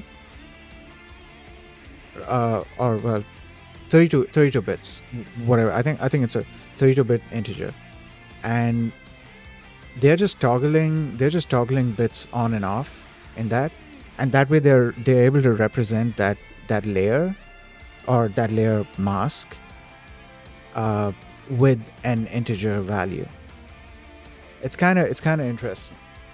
You can have like multiple layers selected as well, just by toggling those specific bits on and off. I don't know. To me, it's interesting because like, I like I liked back in the day. I liked working. I mean, a couple of years ago, I liked working with bits and bytes a lot. I kind of still like working with bits and bytes. It's a pretty interesting concept to me.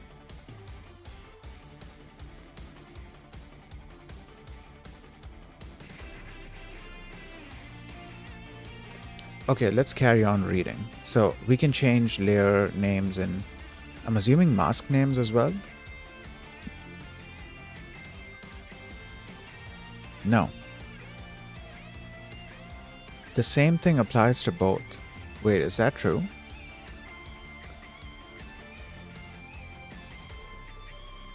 Okay, so one I think is for visibility, right? Layer is for visibility and mask is for the actual like collision, the actual physics stuff.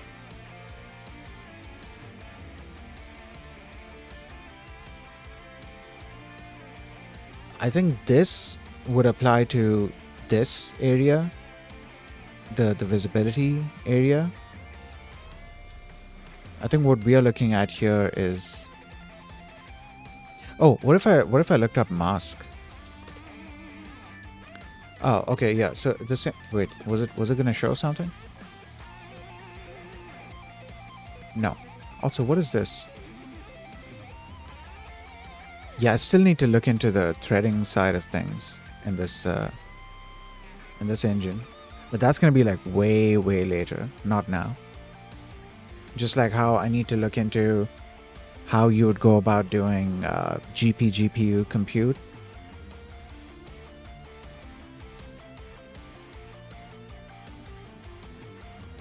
Okay, so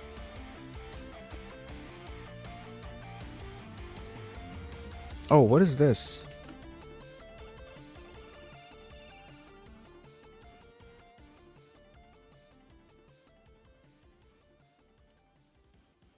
Oh, that's cool. So like if you have names, if you've given actual names, then they appear over here so you can select whichever one you want. And it's good because they actually show the names here as well. You don't have to like hover over the thing and wait for the tooltip. That's cool. Okay. GUI example. You have 4 node types in your game. Walls, player, enemy, and coin. Both player and enemy should collide with walls. Both player and enemy should collide with walls. Okay. The player node should detect collisions with both enemy and coin, but enemy and coin should ignore each other. That makes sense. Start by naming layers 1 to 4 walls, player, enemies, and coins, and place each node type in its respective layer using the layer property. Then set each node's mask property by selecting the layers it should interact with. For example, the player's settings would look like this. Okay.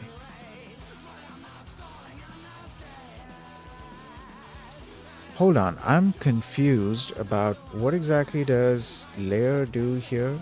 Okay, let's see.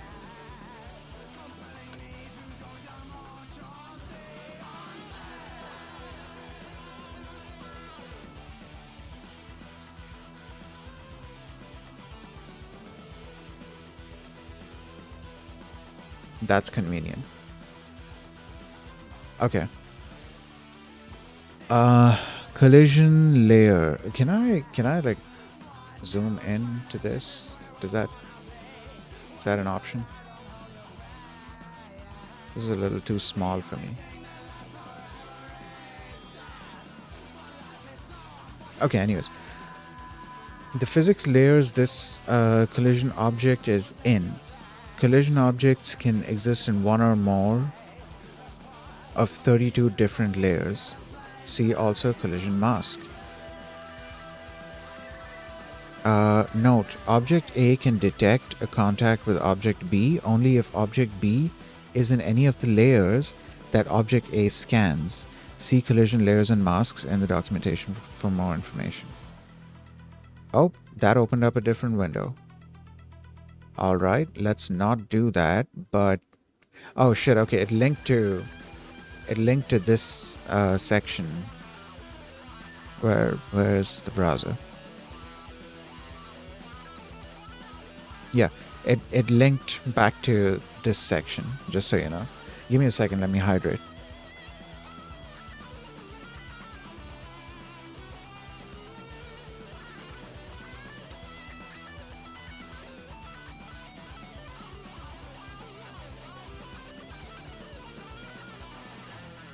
Okay.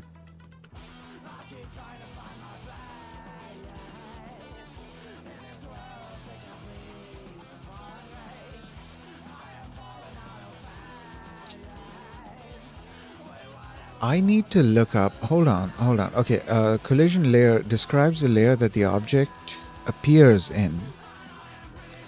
It describes the layer that the object appears in, but mask describes the layers that the body will scan. What does appear mean here exactly? Like what? Because like to me, appear means like visibility, right? But am I wrong to think that? Let's select the rigid body. Let's select the collision shape. Okay, in the collision shape's visibility, I can control. That's a light mask. That's a visibility layer. Yeah, I can control that. That's fine. But that's visibility. I'm trying to understand layer versus mask.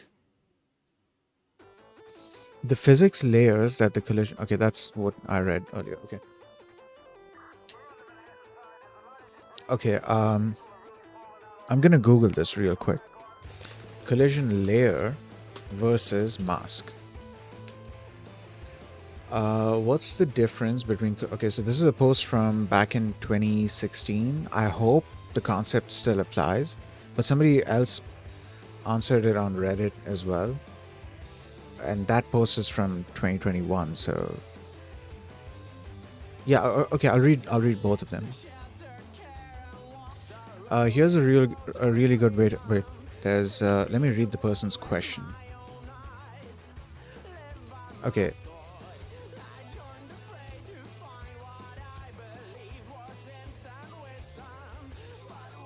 In physics body and physics body 2D, I see there since a few months a new attribute called mask, or physics body collision / mask. I noticed that a body collides with another body if they have a layer in common or a mask in common.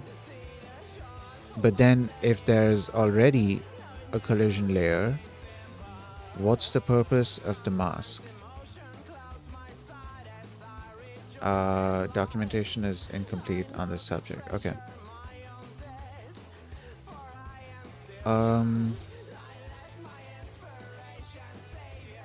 Collision mask bit is for choosing what layer should be collided with. Let's assume we set collision layer and mask layer as below. The player node is on the collision layer's first bit and the mask layer's second and third bit. Okay. Enemy node is on the collision layer's second bit, but the mask layer's first bit, meaning it can collide with... No, it cannot collide. Hold on. Wait.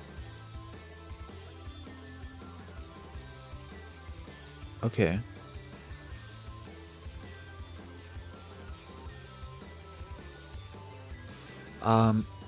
Object node is collision layer's third bit and the mask layer's first bit. Okay, alright.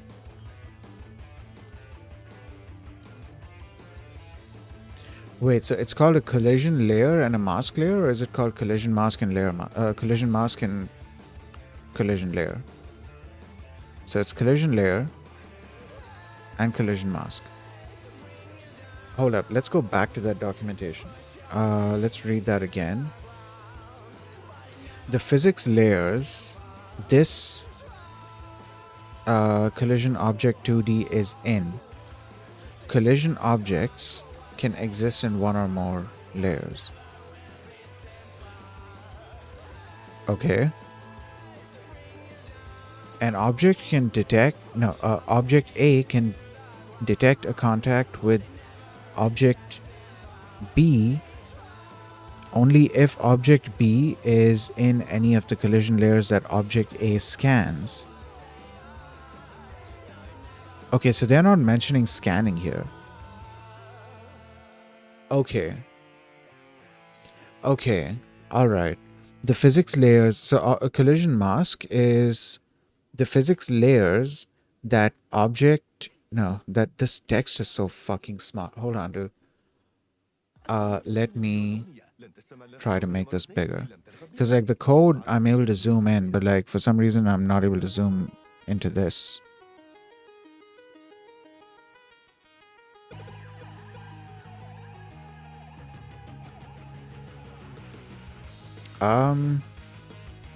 Right. It's not happening. Okay. I'll bear with it. Okay. The physics layers this collision object 2D scans. Collision objects can scan one or more of 32 different layers. Oh, now I get it. Okay. So you set the layer, you set the layer to basically set which collision layer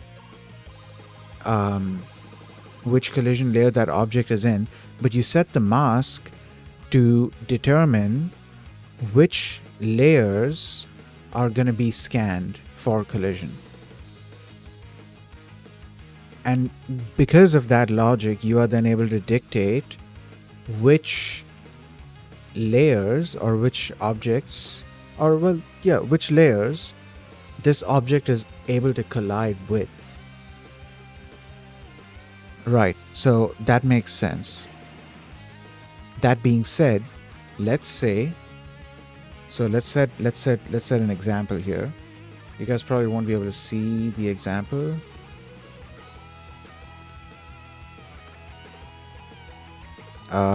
Okay, so I'm gonna make a duplicate, bring that here.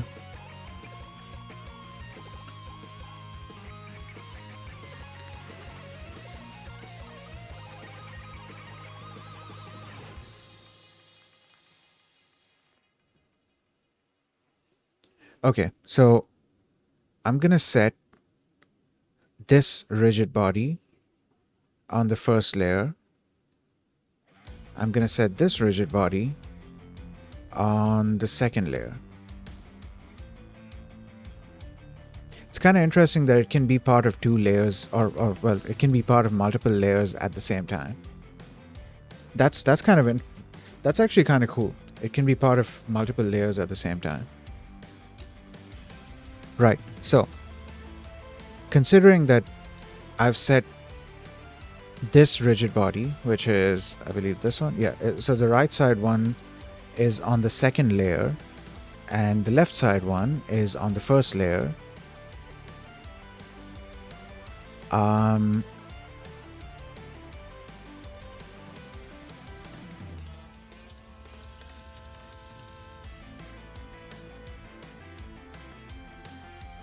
Hold on.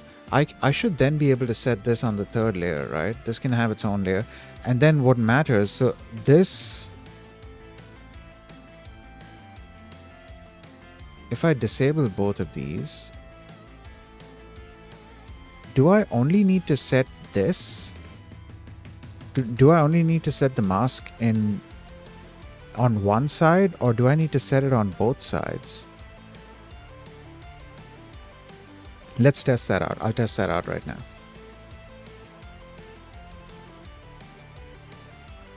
Okay, so they both went through. Uh, hold on.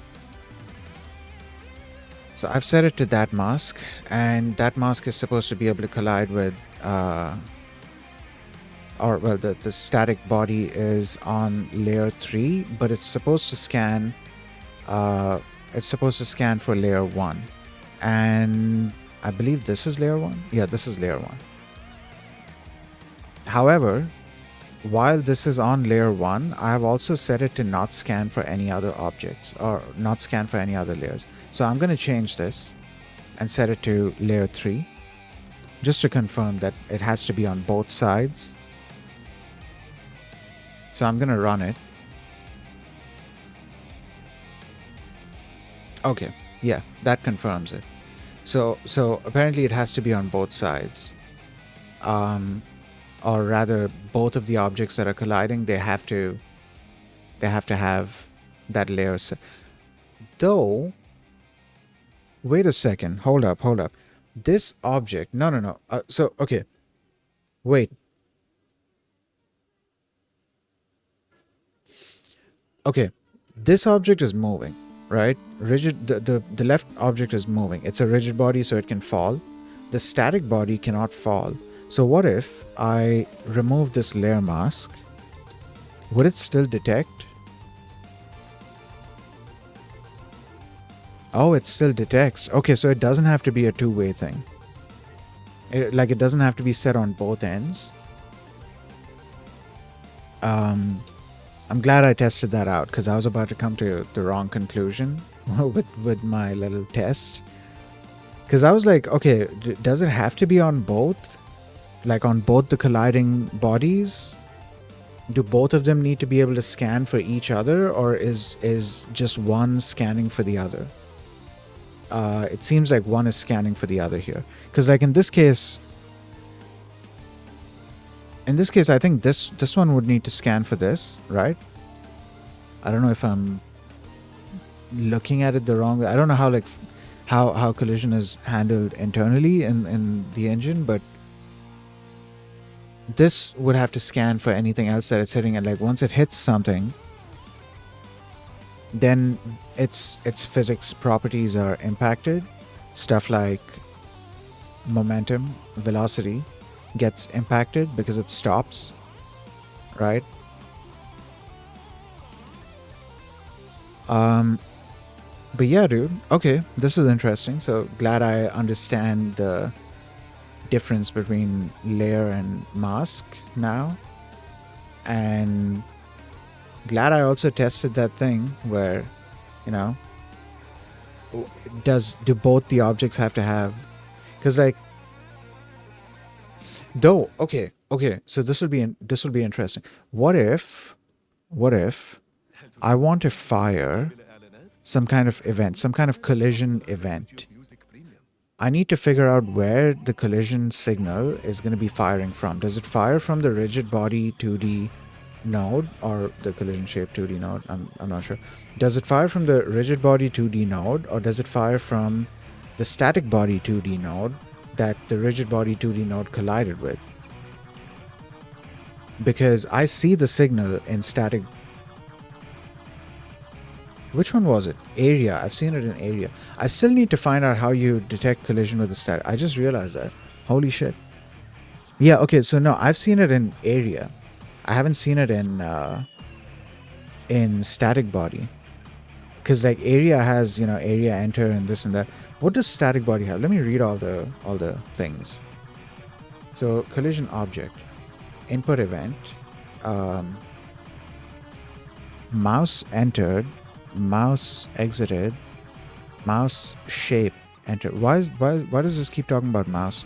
Emitted when the mouse pointer enters any of this object's shapes or moves from one shape to another.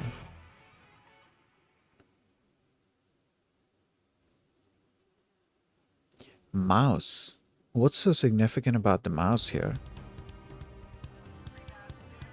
I think I might be missing something. I'm super tired right now, so Okay, let's carry on reading. We'll eventually get to collision detection. Like, how do I detect collision with a static body 2D? Because like there has to be a way to figure out that, oh hey, I just collided with this object, right? I'm sure there is a way. I just haven't figured it out yet.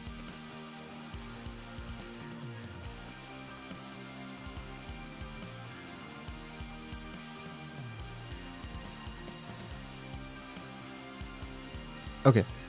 Also, what is this here? Player settings would look like this. How do I get this to appear?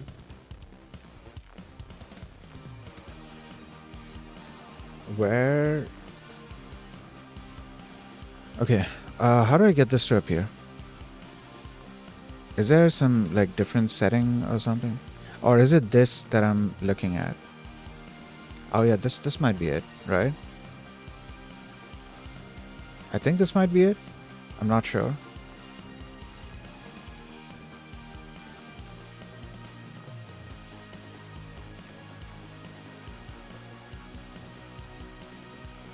Okay, I'll look into that later. Maybe I'm... Okay, yeah, no, that's not it either.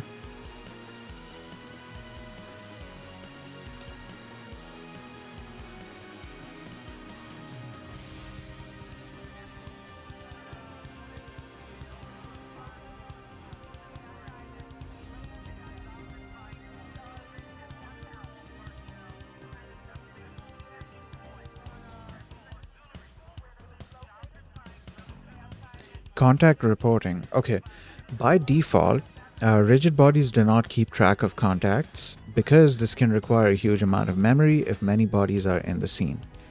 To enable reporting, set the max contacts reported property to a non-zero value.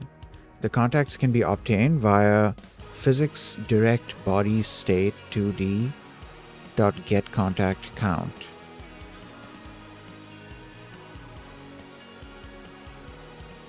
And related functions.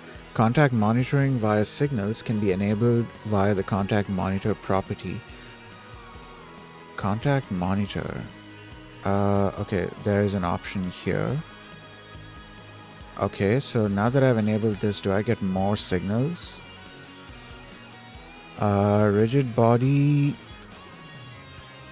Was this there before?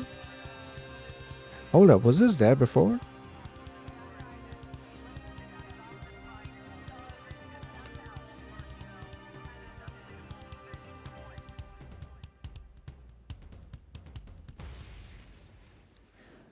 Emitted when a collision with another. I think I'd seen this before I started the stream. I think I just forgot about it. Did I forget about this? Or was it just not there? Maybe, no. Was this there before? I don't think this was there before.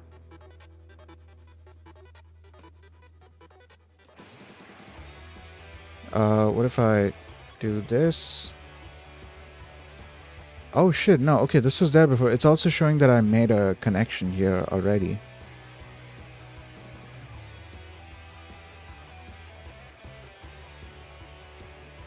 Okay. Body entered, body exited, body shape entered, shape exited, sleeping. Okay.